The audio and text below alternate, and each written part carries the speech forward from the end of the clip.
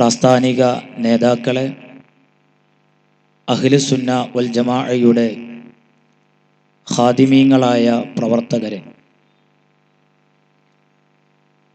ഇനി ഇവിടെ സംസാരിക്കേണ്ട വിഷയം പള്ളിക്കൽ ബസാർ മഹല്ലിൽ എന്താണ് സംഭവിച്ചിട്ടുള്ളത്. ഇവിടെ കഴിഞ്ഞ തൊട്ടടുത്ത ഒരു ദിവസത്തിലായി പള്ളിക്കൽ ബസാറിൻ്റെ വിഷയങ്ങൾ വിശദീകരിക്കുന്നതിനു വേണ്ടി ഒരു പരിപാടി സംഘടിപ്പിക്കുകയും അതിൽ അവരുടെ സംഘടനാ നേതാക്കൾ എന്ന് പറയുന്ന ചിലരൊക്കെ പ്രഭാഷണം നടത്തുകയും ചെയ്തു. അതിൽ പ്രഭാഷണം നടത്തിയ ഒരു വ്യക്തിയെ സംബന്ധിച്ചുകൊണ്ട് നേരത്തെ വടശ്ശേരി ഉസ്താദ് അവറുകൾ പറഞ്ഞു, ഇവിടെ പ്രസംഗിച്ചു പോയ ആ ഫൈസി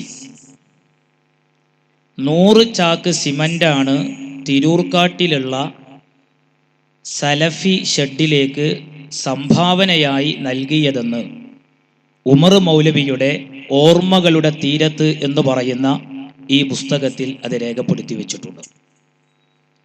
അതിരിക്കട്ടെ, രണ്ടാമത്തെ ഒരു വ്യക്തി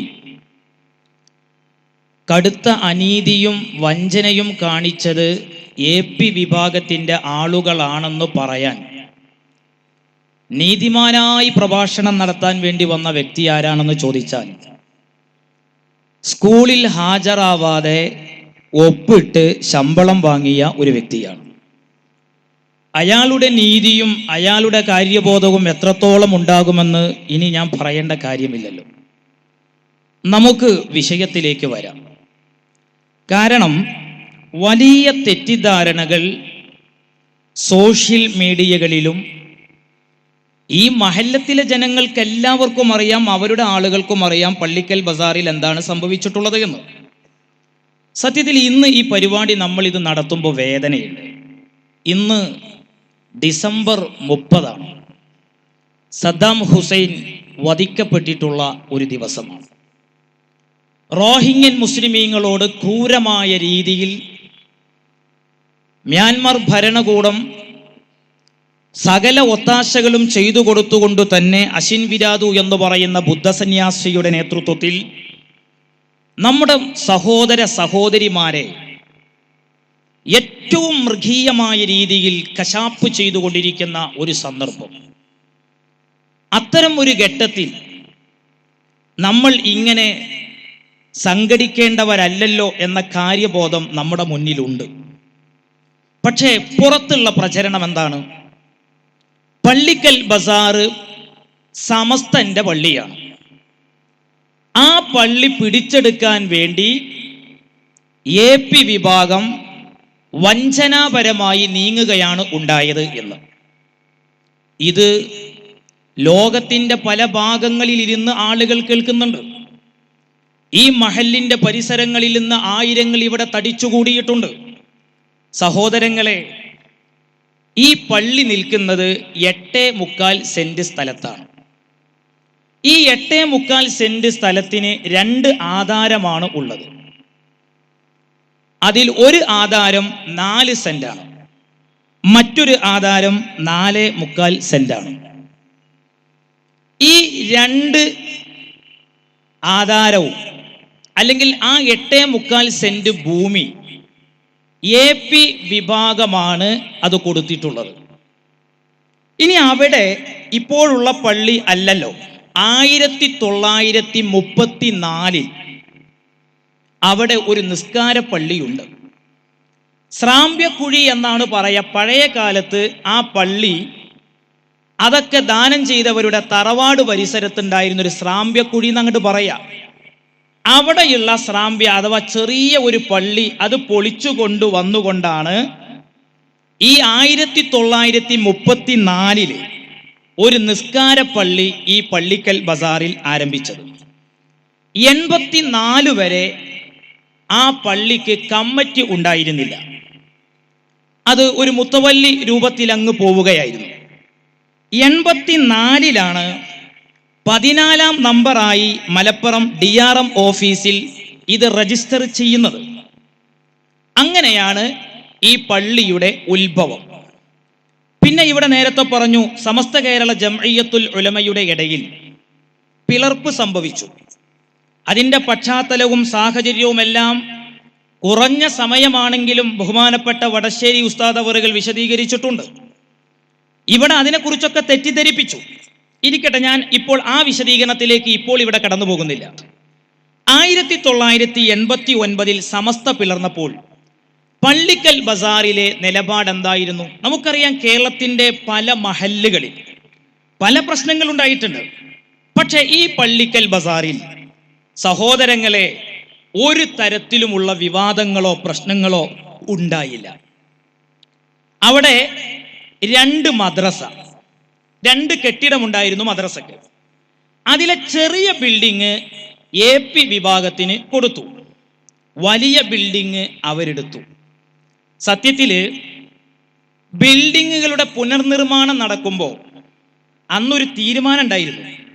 എന്താന്ന് വെച്ചാൽ, AP വിഭാഗം അവർക്ക് കിട്ടിയ മദ്രസ പുനർനിർമ്മാണം ചെയ്യുമ്പോൾ ചേലാരി വിഭാഗത്തിന് കിട്ടിയിരിക്കുന്ന മദ്രസയുടെ മുന്നിലുള്ള ഒരു ക്ലാസ് റൂം ഒഴിവാക്കി കൊടുത്ത് AP വിഭാഗത്തിന് മദ്രസ കെട്ടിടത്തിന് കുറച്ചുകൂടെ വിശാലത കൊടുക്കണം എന്നായിരുന്നു. ഇത് അന്നത്തെ മിനിറ്റ്സിലുണ്ട്. പക്ഷേ EK വിഭാഗം എന്ന് പറയുന്ന ചേലാരി വിഭാഗം മദ്രസ കെട്ടിയപ്പോൾ ആ കാര്യം അംഗീകരിച്ചിട്ടില്ല.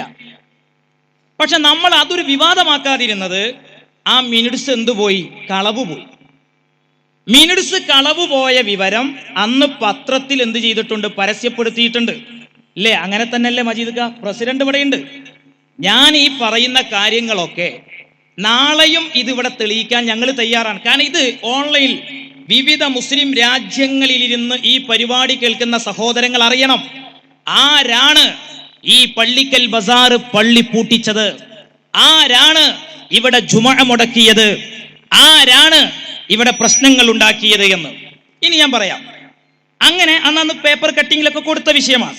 ഇരിക്കട്ടെ സുഹൃത്തുക്കളെ, പിന്നെ ഇവിടെ ഉള്ള അപ്പൊ 2 മദ്രസ 2 രൂപത്തിലായി ഇവിടെ നടക്കുന്നു. പിന്നെ പള്ളി കമ്മിറ്റിയിൽ ആളുകൾ എങ്ങനെയാ സെലക്ട് ചെയ്യല്? 2 വിഭാഗം മദ്രസ കമ്മിറ്റി കൊടുക്കുന്ന പാനൽ, അഥവാ ചേലാരി മദ്രസയുടെ ആളുകൾക്ക് അവരുടെ ആളുകളെ പള്ളി കമ്മിറ്റിയിൽ ആരാ വേണ്ടെങ്കിൽ അവർക്ക് നിശ്ചയിക്കാം. AP വിഭാഗത്തിന് അവരുടെ ആളുകൾ ആരാണെങ്കിൽ AP വിഭാഗത്തിന്റെ മദ്രസ കമ്മിറ്റിക്ക് കൊടുക്കാം. അതാണ് ഇവിടുത്തെ നിയമം. അതെന്തിനാന്ന് ചോദിച്ചാല്, ഈ ബിദഅത്തിന്റെ കക്ഷികൾ പള്ളി കമ്മിറ്റിയിൽ കയറി വരാതിരിക്കാൻ വേണ്ടിയാണ്. ഇപ്പൊ AP വിഭാഗത്തിന്റെ ആളുകൾ കൊടുക്കുമ്പോൾ ഞങ്ങൾ കുറച്ച് ആളുകളല്ലേ ഞങ്ങൾ കൊടുക്കൂ? അതെ. അവരുടേതാണെങ്കിലോ അവർക്ക് പറ്റിയ ആളുകളല്ലേ കൊടുക്കൂ? അങ്ങനെയാണ് ഇവിടെ പള്ളി കമ്മിറ്റി ഉണ്ടാകാറുള്ളത്. സുഹൃത്തുക്കളെ, ഇവിടെയും വന്ന് ഒരാൾ പറഞ്ഞു, ഇവിടെ പ്രശ്നങ്ങൾ ആരംഭിച്ചത് എന്താ കാരണം? മർക്കസില് ഹബീബായ റസൂലുള്ളാഹി സ്വല്ലല്ലാഹു അലൈഹി വസല്ലമ തങ്ങളുടെ തിരുകേശം, അതിൻ്റെ വെള്ളം, മുക്കിയ വെള്ളം ബറക്കത്തിന് വേണ്ടി കൊടുക്കുന്ന വിവരം എല്ലാവർക്കും അറിയാം. ആ വെള്ളം കൊണ്ടുവന്ന് അനവധി മഹല്ലുകളിൽ അത് വിതരണം ചെയ്യാറുണ്ട്. ഇവിടെ സത്യത്തിൽ ഈ പള്ളി കമ്മിറ്റിയിൽ ഒരു തീരുമാനം കൂടെയുണ്ട്. അതെന്താ? അനൗൺസർ ഇവിടെ വന്ന് പറഞ്ഞത് കളവാണ്. അയാൾ പറഞ്ഞെന്തറിയോ? പ്രത്യേകിച്ച് ഒരു സംഘടനയുടെയും കാര്യങ്ങൾ പള്ളിയിൽ പറയാൻ പാടില്ലെന്ന് പള്ളി കമ്മിറ്റിയിൽ തീരുമാനമുണ്ടായിരിക്കെ പ്രസിഡന്റ് അഥവാ ഈ ഇരിക്കുന്ന മജീദ് സാഹിബ്, അദ്ദേഹമാണ് പ്രസിഡന്റ്, അദ്ദേഹം സമ്മർദ്ദം ചെലുത്തിയിട്ട് ഇവിടെ AP വിഭാഗത്തിന്റെ മദ്രസയിൽ നടക്കുന്ന ആത്മീയ മജ്ലിസിൽ അതിൻ്റെ വെള്ളം തബറുക്കിന് വിതരണം ചെയ്യുന്നുണ്ട് എന്ന വാർത്ത വായിപ്പിച്ചത് മുതലാണ് പള്ളിക്കൽ ബസാർ പള്ളിയിൽ പ്രശ്നങ്ങൾ ഉണ്ടായത് എന്നാണ് പറയുന്നത്. ഞാൻ അനൗൺസറെ വിടട്ടെ, അത് ഇവിടുന്ന് പറഞ്ഞു കൊടുത്ത വിവരമായിരിക്കും. ഞാൻ അപ്പുറത്തുള്ളവരോട്, പടച്ചോൽ നിങ്ങൾക്കൊരു വിശ്വാസം ഉണ്ടെങ്കിൽ സുഹൃത്തുക്കളെ, എത്ര വർഷമായി ഈ കത്ത് ഇവിടെ വായിക്കുന്നത്? കാരണം ഇവിടുത്തെ തീരുമാനം എന്താണെന്ന് വെച്ചാൽ, ചേലാരി മദ്രസയിൽ നടക്കുന്ന ഒരു കാര്യം മദ്രസ കമ്മിറ്റി നടത്തുന്ന വിഷയം, അതല്ലാതെ പുറത്തത്തെ മദ്രസ കമ്മിറ്റി അല്ലാതെ SKSUSF അങ്ങനെ ഇതിൽ സംഘടന നടത്തുന്നതല്ല. AP വിഭാഗത്തിന്റെ മദ്രസ കമ്മിറ്റി നടത്തുന്ന കാര്യം, SSF SYS നടത്തുന്ന കാര്യമല്ല. അങ്ങനെ ഒരു വിഷയം 2 വിഭാഗം മദ്രസയുടെയും പ്രവർത്തനങ്ങൾ പള്ളിയിൽ വെച്ച് വായിക്കാമെന്നാണ്.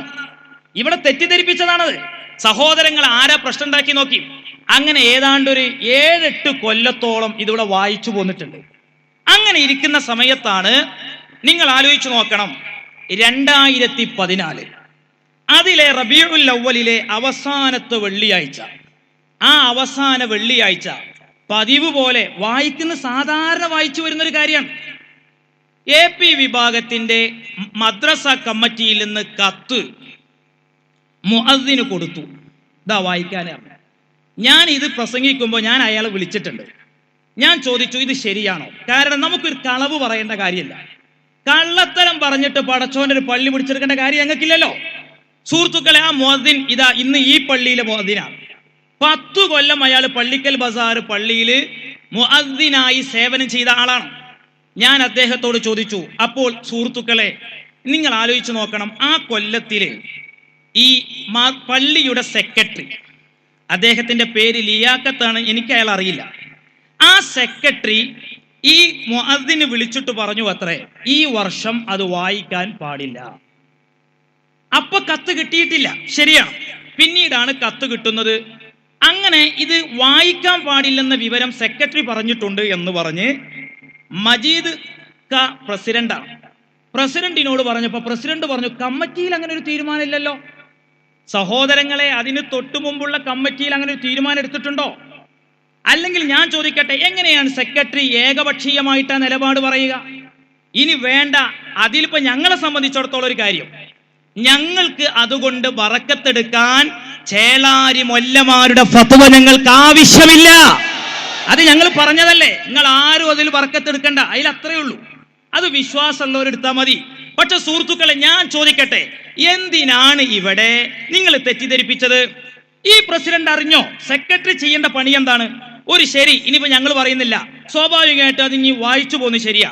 ഇങ്ങനെ ഒരു കൂട്ടർക്ക് അതിനോട് എതിർപ്പുണ്ടെങ്കിൽ വായിക്കേണ്ടതില്ല എന്ന് നിങ്ങൾ കമ്മിറ്റിയിൽ പറയുകയാണെങ്കിൽ അത് തീരുമാനിക്കാൻ ഞങ്ങൾ തയ്യാറായിരുന്നു. പക്ഷെ എന്തുകൊണ്ടൊരു ചർച്ച കമ്മിറ്റിയിൽ വന്നിട്ടില്ലല്ലോ? അതുകൊണ്ട് മജീദ് സാഹിബ് പറഞ്ഞു, ഇത് അവസാനത്തെ വെള്ളിയാഴ്ചയാണ്. അത് ഞാൻ അദ്ദേഹത്തോട് ചോദിച്ചു, എന്നാ അത് ആ ആഴ്ച വായിക്കേണ്ടെന്ന് വെച്ചിട്ട് അടുത്ത ആഴ്ചയിലേക്ക് നീട്ടിയാൽ പോരെ? അപ്പൊ അദ്ദേഹത്തിനോട് പറഞ്ഞത്, ഉസ്താദേ ഇനിയൊരു വെള്ളിയാഴ്ച റബീഉൽ അവ്വൽ വരാനില്ല എന്നതാണ്, അതുകൊണ്ട് അത് വായിക്കാൻ പറഞ്ഞു. സുഹൃത്തുക്കളെ, സഹോദരങ്ങളെ, അങ്ങനെ ആ കത്ത് അവിടെ വായിച്ചു. അപ്പൊ പിറ്റത്തെ വെള്ളിയാഴ്ച ഇവര് ചെയ്ത പണി എന്താ?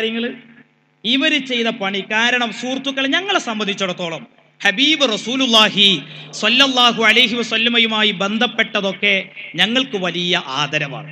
പിന്നെ അതുകൊണ്ട് ബറക്കത്തെടുക്കുന്നതിന് ഇസ്ലാമിക മാനദണ്ഡം എന്താണ്? അത് ഞങ്ങളിട്ട് പഠിച്ചിട്ടുണ്ട്. അതാരും ഞങ്ങൾക്ക് നിങ്ങൾ കിതാബ് ഓതി തരേണ്ട കാര്യമില്ല. അതുകൊണ്ടാണ് നിങ്ങൾ ആലോചിച്ചൊക്കെ. പിന്നെ അയാൾ ഇവിടെ ഒരു തമാശ കൂടെ പറഞ്ഞ്, എങ്ങനെ മനുഷ്യന്മാർക്ക് ഇങ്ങനെയൊക്കെ ആവാൻ കഴിയണത്? അയാൾ പറയാണ്, സമസ്ത കേരള ജമിയത്തുൽമ പഠിച്ചു. ഏതപ്പ ഇവരെ സമസ്താര്യങ്ങള്? ഈ ഫൈസും ഈ അനൗൺസറും ഇവരൊക്കെ പഠിച്ചാൽ ഇറങ്ങി അങ്ങനെ തന്നെ ഉണ്ടാവുക. എന്നിട്ട് പറയാണ്, ഇപ്പൊ അത് ഓർക്ക് ബോധ്യപ്പെട്ടുകൊണ്ട് തിരിച്ചു കൊടുക്കാൻ തീരുമാനിച്ചിരിക്കണത്. നിങ്ങൾ അറിഞ്ഞിരിക്കണ തമാശ? നമ്മളെ മർക്കസിനുള്ള തബറുക്കിന്റെ ഷെയറൊക്കെ തിരിച്ചു കൊടുക്കാൻ തീരുമാനിച്ചിരിക്കണത്. അത് മാത്രല്ല അയാൾ പറഞ്ഞത്, ഈ കൊല്ലത് പ്രദർശിപ്പിക്കാതിരുന്നത് എന്തേ? ഇങ്ങനെ പറയണം ചെങ്ങായിമാരെ. ഞങ്ങൾ ഈ പ്രാവശ്യം മർക്കസ് പോയിട്ട് ആ കുപ്പി വാങ്ങിയിരുന്ന് കൈപ്പൊക്കിക്കാണി, കണ്ടങ്ങള് താത്തിക്കാളി. ഇത് തന്നെയാണ് ഇവരെ പരിപാടി. കല്ല് വെച്ച നുണ പറയാം. സുഹൃത്തുക്കളെ, സഹോദരങ്ങൾ, ഇനി നോക്ക്, നിങ്ങൾ തീർന്നില്ല. അങ്ങനെ ഈ വിഷയം അടുത്ത വെള്ളിയാഴ്ച വന്നപ്പോൾ വേറൊരു കത്ത് ഓല കമ്മിറ്റി കൊടുക്കാണ്. ഓല മദ്രസ കമ്മിറ്റിയുടെ സെക്രട്ടറി കത്ത് കൊടുത്തു. ആയിക്കോട്ടെ, വായിക്കാം. പക്ഷെ വായിച്ചു നോക്കുന്ന സമയത്ത് എന്താ നിങ്ങൾ, എനിക്ക് ആ പ്രയോഗം നടത്താൻ പറ്റില്ല. ഈ തിരുകേശത്തിനെതിരെ മോശമായൊരു പ്രയോഗം നടത്തിയിട്ട് അത് തെറ്റാണ്, അത് ശരിയല്ല എന്ന് വിശദീകരിക്കുന്ന ഒരു പരിപാടി. സ്വാഭാവികമായിട്ട് നിങ്ങൾ ആലോചിച്ച് നോക്കി, പ്രശ്നം ഉണ്ടാക്കിയത് ആരാ? ഞാൻ ആ കത്ത് കൊടുക്കുമ്പോ ഞാൻ അറിഞ്ഞത് അഷ്റഫ് എന്ന വ്യക്തിയാണ് ആ സെക്രട്ടറി എന്നാണ് എനിക്കറിയാൻ സാധിച്ചത്. എനിക്ക് അയാൾ അറിയില്ല. ഞാൻ ആ മുഅദ്ദിനോട് പറഞ്ഞു, അയാൾ കൊടുക്കുമ്പോൾ ഒന്നുകൂടെ പറഞ്ഞു തരേ, കാതറോലിയരെ നിവൃത്തികേട് കൊണ്ട് തരികയാണ്, താല്പര്യം ഉണ്ടായിട്ടല്ല. അതൊക്കെ നല്ല അവർക്കൊക്കെ അറിയാം ഇത് ഇവിടെ ഒരു സമ്മർ. ഞാൻ ചോദിക്കട്ടെ, അതല്ലേ പ്രശ്നത്തിന് കാരണം? അപ്പൊ മുഅദ്ദിൻ എന്തു പറഞ്ഞു? അയാൾ പറഞ്ഞു ഇത് വായിക്കാൻ പ്രയാസമുണ്ട്. അപ്പൊ സെക്രട്ടറി പറഞ്ഞു, ലിയാഖത്ത് എന്ന് പറയുന്ന സെക്രട്ടറി പറഞ്ഞത്രേ, കഴിഞ്ഞ ആഴ്ച നിങ്ങൾ പ്രസിഡന്റ് പറഞ്ഞിട്ടല്ലേ കത്ത് വായിച്ചത്, ഇപ്പൊ സെക്രട്ടറി പറഞ്ഞിട്ട് കത്ത് വായിച്ചു, നിങ്ങൾ വായിച്ചോളൂ, നിങ്ങൾക്ക് അത് ബാധിക്കൂല. പിന്നെ അയാൾ ഒന്നുകൂടെ പറഞ്ഞു എന്ന് പറഞ്ഞു, അവിടെ ഉപയോഗിച്ചിരുന്നത് മുടി എന്നായിരുന്നു, അത് വേണമെങ്കിൽ കേശന്നാക്കി കളിയാണ്, ഒരു പരിഹസിച്ചുള്ള രൂപത്തിലും പറഞ്ഞു. പക്ഷേ ഇതിനെ ആദരിക്കുന്ന ഒരു വ്യക്തി നിങ്ങൾ ആലോചിച്ച് നോക്കണം, ആദരിക്കുന്ന വ്യക്തിക്ക് ആ പ്രയോഗം നടത്താൻ നമുക്ക് വിഷമമുണ്ട്. അതുകൊണ്ട് ഈ മുഅദ്ദിൻ എന്തു പറഞ്ഞു? എന്തു വന്നാലും ശരി, ഞാനിത് വായിക്കൂലാറ്. അതാണ് മുഅദ്ദിനെ പിരിച്ചുവിടാനുള്ള കാരണമായിട്ട് പ്രശ്നം ഉണ്ടാക്കുന്നത്. ഇനി തീർന്നില്ല സുഹൃത്തുക്കൾ, ഈ പ്രശ്നം ഇവിടെ നടന്നു. അപ്പൊ അതിനുശേഷം മുഅദ്ദിൻ ഒരു പ്രശ്നക്കാരനായി. ഇനി തീരുന്നില്ല. അങ്ങനെ ഇരിക്കുമ്പോഴാണ് ഈ മുഅദ്ദിനെ മാറ്റണം എന്ന് പറയുന്നത്. കമ്മിറ്റി എടുത്ത തീരുമാനം എന്താ? നിങ്ങൾ ഒരു 15 ദിവസത്തിന് മുഅദ്ദിൻ ഒന്ന് മാറിക്കട്ടെ എന്ന് തീരുമാനിച്ചു. 15 ദിവസം കേട്ടോ പറഞ്ഞത്, കേട്ടോളി. അങ്ങനെയല്ലേ കമ്മിറ്റി പറഞ്ഞത്? 15 ദിവസം എന്നാ പറഞ്ഞത്. അങ്ങനെ എന്ത് ചെയ്തു സുഹൃത്തുക്കളെ, സഹോദരങ്ങളെ? 15 പോയി അപ്പുറത്തേക്ക്. മാത്രല്ല, ഇയാൾ ഇവിടുന്ന് മാറി നിൽക്കണം എന്ന് പറഞ്ഞപ്പോ സത്യത്തിൽ ആ മുഅദ്ദിൻ കരഞ്ഞു. അയാൾ ജോലി കിട്ടാത്തോണ്ടൊന്നല്ല കരഞ്ഞത്. ജോലി ഇപ്പൊ AP ഉസ്താദ് ഉണ്ടാക്കിയ പള്ളിയിൽ ജോലിക്കാരെ തികയുന്നില്ല. മനസ്സിലായില്ലേ? അപ്പൊ അങ്ങനത്തെ വിഷമമൊന്നുമില്ല. അല്ലെങ്കിൽ ജോലി ഇല്ലാത്തവരെ വിളിക്കലുണ്ടല്ലോ നമ്മൾ ഓഫീസിക്ക്. പിന്നെ എന്തിനാ അയാൾ കരഞ്ഞ? റബ്ബെ, ഇതിന്റെ പേരിലാണല്ലോ ഇപ്പൊ ഒരു പ്രശ്നം ഇവിടെ ഉണ്ടാവുന്നത്. അയാൾ കരഞ്ഞ സമയത്ത് സത്യത്തില് ആ പള്ളിയുടെ സെക്രട്ടറി ആയിരുന്ന ലിയാഖത്തും കരഞ്ഞു. ഇവരൊക്കെ കരഞ്ഞു. ഒരു വിഷമത്തിന്റെ സാഹചര്യം. എന്നിട്ട് ഇപ്പോഴുള്ള ആ സെക്രട്ടറി എന്ന് പറയുന്ന വ്യക്തി വീട്ടിൽ പോയിട്ട് ഇത് അദ്ദേഹം കേൾക്കുന്നുണ്ടാവില്ല. പടച്ചോൽ നിങ്ങൾക്ക് വിശ്വാസം ഉണ്ടെങ്കിൽ ഒരു മന്ത്രി ഉണ്ടാവില്ല കേട്ടോ ആഖിറത്തിലൊന്ന് രക്ഷിക്കാൻ. ഒരു തങ്ങളും ഒരു മൗലിയരും ഒരു ആചാര്യരും ഒന്നും ഉണ്ടാവില്ല. അതുകൊണ്ട് നിങ്ങൾ പടച്ചോനെ വിചാരിച്ചുള്ളത് നിങ്ങൾ അംഗീകരിക്കാതിരിക്കേണ്ട കാര്യമില്ല. ഈ വീട്ടിൽ ചെന്നിട്ട് ഈ വ്യക്തി ഈ മുഅദ്ദിന് ഫോൺ ചെയ്തു. ഫോൺ ചെയ്തിട്ട് എന്താ പറഞ്ഞത്? നിങ്ങൾ വെറുപ്പൊന്നും വിചാരിക്കരുത്, ചിലരെ സമ്മർദ്ദമാണ്. അങ്ങനെ സുഹൃത്തുക്കളെ, ഇവിടെ ഒരു പ്രശ്നം നടക്കണം. ഈ മുഅദ്ദിനെ പിരിച്ചുവിടണോ വേണ്ടേ? അങ്ങനെ ഇരിക്കുന്ന സമയത്ത് ഏതായിരുന്നാലും പിന്നെ ഇവിടെ ഒരു വലിയ തെറ്റിദ്ധാരണ ഉണ്ടാക്കണം. എന്താ വെച്ചാൽ, ഈ പ്രശ്നത്തില് സത്യത്തില് ഇതിനെക്കുറിച്ച് പിന്നെ ഒരു മസ്ലഹത്ത് ചർച്ച തന്നെ ഇവിടെ നടന്നിട്ടുണ്ട്. ആരെ വീട്ടിലാണ്? കടൂര് മുഹമ്മദ് ഹാജിയുടെ വീട്ടിൽ വെച്ചുകൊണ്ട് ഒരു ചർച്ച എന്ന് പറയാൻ ഒരു ധാരണ എത്തി. ആ സമയത്ത് ഈ പ്രശ്നത്തിനൊക്കെ ശേഷം, ഇനി മാത്രമല്ല, അത് നമ്മുടെ ഇതിന് ശേഷമായിരുന്നോ, ഈ 29 നമ്മൾ തേഞ്ഞിപ്പല SIന്റെ അടുത്ത് ഇതാണ് ഇപ്പോൾ ഇവിടെ വലിയായിട്ട് അനൗൺസർ വായിച്ച ഒരു കരാർ. ഈ കരാർ എന്താ നിങ്ങൾ? ഈ പ്രശ്നമായ സമയത്ത് തേഞ്ഞിപ്പലം SIയുടെ അടുത്താകെ അവരുടെ ഭാഗത്ത് നിന്ന് 2 പേര്, അബ്ദുൽ അസീസും ലിയാഖത്തും, നമ്മുടെ ഭാഗത്ത് നിന്ന് CK വാഹിദും മജീദ് കയും, ഈ 4 പേരും കൂടി SIന്റെ അടുത്ത്, കാരണം ഒരു പ്രശ്നം വരുമ്പോൾ SI വിളിച്ചു. ഓക്കെ, അപ്പൊ SI നമ്മളോട് പറഞ്ഞു ഇങ്ങനെ ഒരു കരാർ SI അന്ന് കൊടുത്തതാണ്. ഈ കരാറിൽ നമ്മൾ ഒപ്പിട്ടില്ല, ഒപ്പിട്ടു. ഈ കരാർ ഒപ്പിട്ട പ്രശ്നം തീരുമായിരുന്നില്ലേ വള്ളിക്കൽ ബസാറിലേന്നാ അനൗൺസർ ചോദിക്കണത്. ഓന്റെ ചെങ്ങായി, നിങ്ങളെ പൊട്ടനാക്കിയതാണത്. ഞാൻ ചോദിക്കട്ടെ, ഒറിജിനൽ കോപ്പി ഇതാ എന്റെ കയ്യിൽ, ഇതിലാരും ഒപ്പിട്ടിട്ടില്ല. നിങ്ങളെ കയ്യിൽ ഒറിജിനൽ കോപ്പി ഇല്ല. ഒറിജിനൽ കോപ്പി ഞങ്ങളെടുത്തുള്ളൂ, നിങ്ങളടുത്ത് ഫോട്ടോസ്റ്റാറ്റാ, നിങ്ങളതിൽ ഒറ്റ ഒപ്പിട്ടതാ. ഇനി ഞാൻ ചോദിക്കട്ടെ, ഈ കരാറിൽ ഒപ്പിടാത്തതിന് ഇയാളിതിൽ വായിച്ചു 10-10 ഇതിലുണ്ടല്ലോ, പ്രസിഡന്റിനെ, പിന്നെ ഖത്തീബിനെ നിശ്ചയിക്കാൻ, പിന്നെ പ്രസിഡന്റിനും മൊല്ലാക്കയെ നിശ്ചയിക്കാൻ സെക്രട്ടറിക്കും ഒക്കെ അധികാരപ്പെടുത്തിയിട്ട് ഏകപക്ഷീയമായിട്ട് ഒരു തീരുമാനം എടുത്തു. ഇതെന്തുകൊണ്ട് ഒപ്പിട്ടില്ല എന്നല്ലേ ഇവിടെ പറഞ്ഞത്? അതിന്റെ കാരണം ഞാൻ പറയുന്നത്, SI പറഞ്ഞിരുന്നത് നിങ്ങൾക്കുള്ള ഡിമാൻഡ് എഴുതി തരും, അവരുടെ ഡിമാൻഡ് എഴുതി തരട്ടെ എന്ന് പറഞ്ഞു. നമ്മുടെ ഡിമാൻഡ് എഴുതി കൊടുത്തില്ലേ? എഴുതി കൊടുത്തു. ഈ എഴുതി കൊടുത്ത് 2 ഡിമാൻഡുകളും കിട്ടിയ ശേഷം SI എന്ത് ചെയ്യും? അതിലെ ചില തീരുമാനങ്ങൾ എടുക്കും. എന്നിട്ട് നമ്മളോട് ഒപ്പിടിക്കല്ലേ ചെയ്യുക. ആദ്യം അങ്ങനെ തീരുമാനം എഴുതിയതിന്റെ ഒരു റഫ് കോപ്പി തരണം. അങ്ങനെ റഫ് കോപ്പി നമുക്ക് വായിക്കാൻ തന്നതിന്റെ ശേഷം പിന്നീട് അത് സ്റ്റാമ്പ് പേപ്പറിലേക്ക് എഴുതാൻ പറ്റുള്ളൂ. പക്ഷേ സുഹൃത്തുക്കളെ, അങ്ങനെ ഒരു റഫ് കോപ്പി നമുക്ക് കിട്ടിയിട്ടുണ്ടോ? ഇല്ല. ഇതങ്ങോട്ട് കൊടുത്തിട്ട് ഒപ്പിട്ടാളി എന്ന് പറഞ്ഞാൽ ഇദ്ദേഹം ഒരു പ്രസിഡന്റാണ്. സുഹൃത്തുക്കളെ, നിങ്ങൾ പറ, എങ്ങനെ നമുക്ക് അതിൽ ഒപ്പിടാൻ കഴിയും? ഇനി മാത്രമല്ല, ഇതിലെടുത്ത തീരുമാനം നോക്കൂ നിങ്ങൾ. ഇതൊക്കെ ആരുണ്ടാക്കിയതാ? പള്ളി കമ്മിറ്റിയുടെ മിനിറ്റ്സ് ഇവിടെ ഉണ്ടല്ലോ. ഞാൻ വെല്ലുവിളിക്കുകയാണ്. ആ മിനിറ്റ്സിൽ എവിടെയെങ്കിലും നിങ്ങൾക്ക് വായിച്ചു തരാൻ പറ്റുമോ? മുദരിസിനെ നിയമിക്കാനുള്ള അധികാരം പള്ളി കമ്മിറ്റി പ്രസിഡന്റിനും മൊല്ലയെ നിയമിക്കാനുള്ള അധികാരം ഇനി മുതൽ സെക്രട്ടറിക്കുമായിരിക്കും. വേറൊരു കാര്യം കൂടെ നിങ്ങൾ മനസ്സിലാക്കണം. അതെന്താണ്? ഇവിടെ സത്യത്തില് ഈ 10-10 കമ്മിറ്റിയിൽ ഇങ്ങനെ പോരുകയാണ്. അപ്പൊ ഒരിക്കൽ ഒരു കമ്മിറ്റി തന്നെയാണ് ഈ മജീദ് സാഹിബ് ചോദിച്ചു, അപ്പുറത്തുള്ള ആളുകളോട് ചോദിച്ചു, ജോലിക്കാരൊക്കെ ഖത്തീബായാലും മുഅദ്ദിനായാലും ഒക്കെ ഞങ്ങളെ വിഭാഗത്തിൽ നിന്നുള്ളവരോട് വരുന്നത്, ഇവിടെ അങ്ങനെ തീരുമാനമൊന്നുമില്ല, അതുകൊണ്ട് നിങ്ങൾക്കും വേണമെങ്കിൽ ആളെ വെക്കാന്ന് പറഞ്ഞപ്പോ ഇത് റബീഉൽ ആഖിറിലേക്ക് പ്രവേശിക്കുന്ന സമയമാണ്. സുഹൃത്തുക്കളെ, മദീനയാണ് സാക്ഷി, റബ്ബാണ് സാക്ഷി. അന്ന് അവരുടെ കോയാമുട്ടി മാസ്റ്റർ പറഞ്ഞതെന്തറിയങ്ങള്? ഈ മജീദ് കാർഡ് പറഞ്ഞതെന്തറിയോ? നിങ്ങൾ ആൾക്കാരെന്നെ വെച്ചോളി, ഞങ്ങൾ ആൾക്കാരാണെങ്കിൽ ചെലവിട്ടാൻ പ്രയാസവും, നിങ്ങളാവുമ്പോ ഒക്കെ നടന്നോളൂ. ഇത് ഹക്കാണ്. പറഞ്ഞിട്ടില്ല മജീദ്? പറഞ്ഞിട്ടുണ്ട്. കളവ് പറയേണ്ട കാര്യമല്ല. ആരാണ് ഈ വർത്തമാനകാലത്ത്, ഞാൻ വളരെ വേദനയോടെ പറയുകയാണ്, മുസ്ലിം യുവാക്കളെ, നിങ്ങൾ ഏത് മൈൻഡുള്ളവരാണെങ്കിലും ശരി, പള്ളിക്കൽ ബസാറിലെ ഈ അനീതിക്ക് കൂട്ടുനിൽക്കല്ല സഹോദരങ്ങളെ. ഇവിടെ ആരാണ് ഈ പ്രശ്നം ഉണ്ടാക്കിയത്? ആരാണ് ഇവിടെ പ്രശ്നം ഉണ്ടാക്കിയത്? അങ്ങനെ പറഞ്ഞ ഒരു നാടാണിത്. അപ്പൊ സുഹൃത്തുക്കളെ, സഹോദരങ്ങളെ, ഇതിൽ ഒപ്പിടാത്തതിന്റെ കാരണം അതാണ്. ഒപ്പിടാത്തതിന്റെ കാരണം അത് ഇതിൽ എഴുതി ചേർത്ത കാര്യങ്ങളൊന്നും കമ്മിറ്റി കൂടി ചെയ്തതല്ല. ഇത് റഫ് കോപ്പി നമുക്ക് കിട്ടിയിട്ടില്ല. അങ്ങനെ പല പ്രശ്നങ്ങളുണ്ട്. അതുകൊണ്ട് നമ്മൾ അതിൽ എന്ത് ചെയ്തില്ല, ഒപ്പിട്ടിട്ടില്ല. ഇനി ഇതിന്റെ പേരിൽ ഇവിടെ പ്രശ്നം ഉണ്ടായിട്ടില്ല, അത് നിങ്ങൾ മനസ്സിലാക്കി. കാരണം എന്താ വെച്ചാല്, ഇത് പിന്നെ 29/1 അല്ലെ, 29/1 ഡേറ്റ് തെറ്റിയിട്ട് അത് റെക്കോർഡാകണ്ട, അല്ലെങ്കിൽ ആ ഡേറ്റാണ് തിരിക്കിയാൽ മതി, അതിൽ വലിയ പ്രശ്നം നമുക്ക് ഉണ്ടാവില്ല. ഇന്ന് ഇതിന് ശേഷം കമ്മിറ്റി കൂടിയിരിക്കുന്നു ഇവിടെ. എന്തുകൊണ്ടത് മനസ്സിലാക്കിയില്ലേ? ഇങ്ങനല്ലേ വിശദീകരിക്കേണ്ടത്? തെളിവാണ് ഹാജരാക്കണത്. മീനുർസില തെളിവാണ് ഹാജരാക്കി തരണത്. 29/2/2014 മഗ്‌രിബിന് ശേഷം പള്ളിയിൽ വെച്ചുകൂടിയ മഹല്ല് കമ്മിറ്റി യോഗത്തിൽ പങ്കെടുക്കുന്നവരും തീരുമാനങ്ങളും.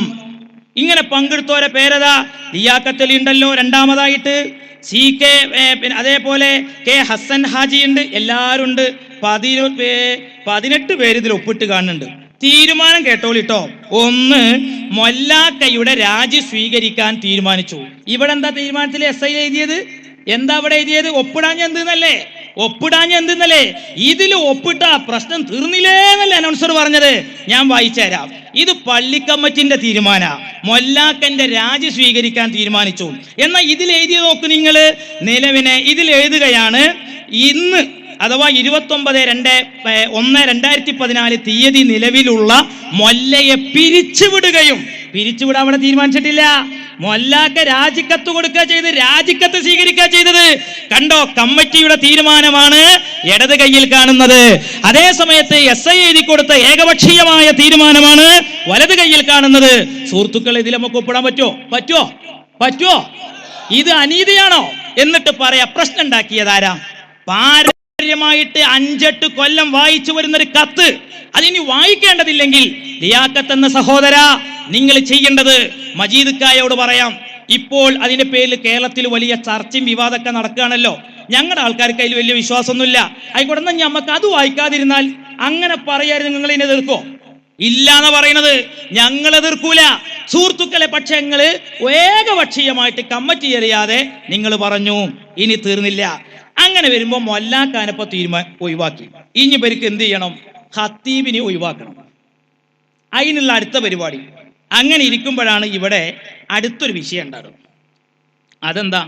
ഒരു മരണം ഉണ്ടായി. എൻ്റെ ഇടയ്ക്ക് വേറെ ചിലതൊക്കെ ഉണ്ടായിട്ടുണ്ട്, പ്രധാനപ്പെട്ട. അതിവിടെ പരാമർശിച്ചത് മാത്രം അതിൻ്റെ വസ്തുത പറയാൻ വേണ്ടിയാണ്.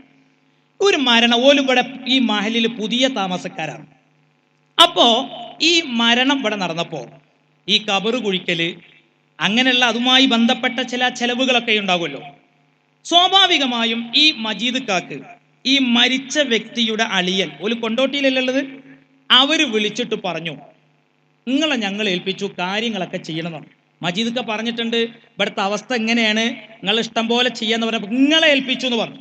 അയാൾ ഈ മഹല്ലത്തിലില്ല. കേൾക്കു സുഹൃത്തുക്കളെ, അന്ന് അയാൾ ഇവിടെ ഇല്ല, അയാൾ വേറെ സ്ഥലത്തുള്ളത്. സ്വാഭാവികമായും പള്ളിയിൽ സേവനം ചെയ്യുന്ന മജീദ് അഹ്സനിക്ക് വിളിച്ചിട്ട് പറഞ്ഞു, ഉസ്താദെ ഇങ്ങനൊരു മരണമുണ്ട്. ഞാൻ അറിഞ്ഞിട്ടുണ്ട്. അപ്പൊ അതിന്റെ പിന്നെ ആ പള്ളി കമ്മിറ്റിക്കുള്ള കാര്യങ്ങൾ നിങ്ങളൊന്ന് വാങ്ങി വെക്കൊണ്ടു എന്ന് പറഞ്ഞു.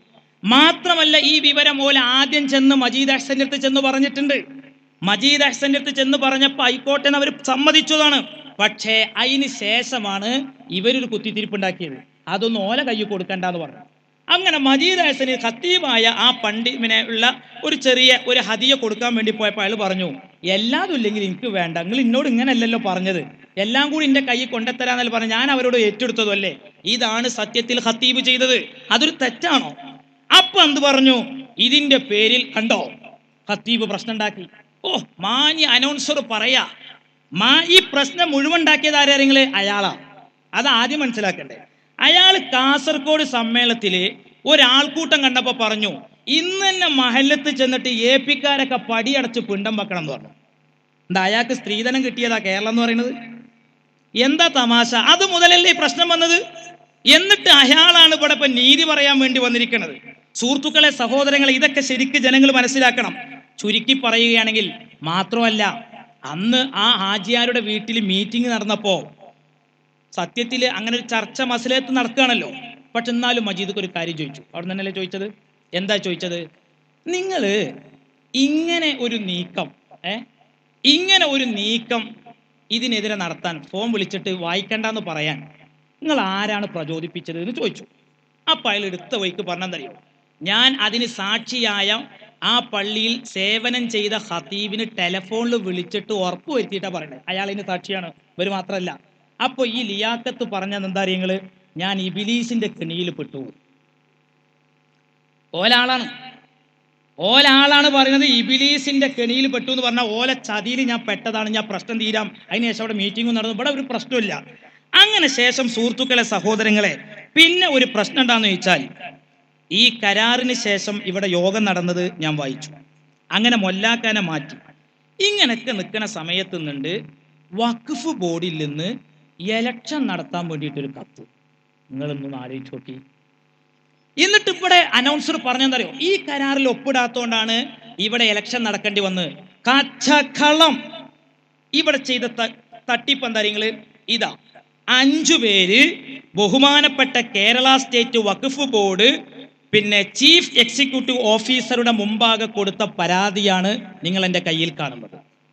ആരാണ് ഈ 5 പേര്? 1 മുൻതാഫ്, 2 Abbas CK, 3 Basheer CK, 4 Perincheri Mammunni, 5 C Hamsakoya. എന്താണ് ഈ 5 വ്യക്തികൾ വഖഫ് ബോർഡിൽ പറഞ്ഞ പരാതി? ഈ പ്രശ്നമൊക്കെ കഴിഞ്ഞിട്ടും ഇവിടെ കമ്മിറ്റി നല്ല നിലക്ക് തുടർന്നു പോകുക, ഇവിടെ ഒരു പ്രശ്നമില്ല. അപ്പണ്ട് 5 ആൾക്കാർ വഖഫ് ബോർഡിക്ക് ഒരു പരാതി. ആരാണ് എതിർകക്ഷികൾ? ഈ ലിയാക്കത്തിന് വരെ പെടുത്തിയിട്ടാണ്. ഇതൊരു നാടകമായിരുന്നു. ഇനി ഇവര് വഖഫ് ബോർഡിന് മുമ്പാകെ പറഞ്ഞ കാര്യങ്ങൾ കേട്ടോളിട്ടോ, ഞാൻ വായിച്ചുതരാം. വഞ്ചന ചെയ്തതാരാ? ചതി ചെയ്തതാരാ? മാധ്യമങ്ങളിലൂടെ, ഓൺലൈനിലൂടെ. പ്രിയപ്പെട്ടവരെ, പ്രവാസി സഹോദരങ്ങളെ, നിങ്ങളൊക്കെ പലരും തെറ്റിദ്ധരിച്ചില്ലേ? 4 മാസം ഈ പള്ളി പൂട്ടിക്കിടക്കുന്ന സാഹചര്യമുണ്ടായി. ആരാണതിൻ്റെ ഈ ഒടക്കിന് തുടക്കം കുറിച്ചത് എന്ന് തെളിവ് സഹിതമാണ് പറയുന്നത്. ഇത് നിഷേധിക്കാൻ കഴിയോ? ഇതാ ഈ പരാതി കൊടുത്തു. ഈ പരാതിയിൽ പറയുന്നെന്തറിയോ?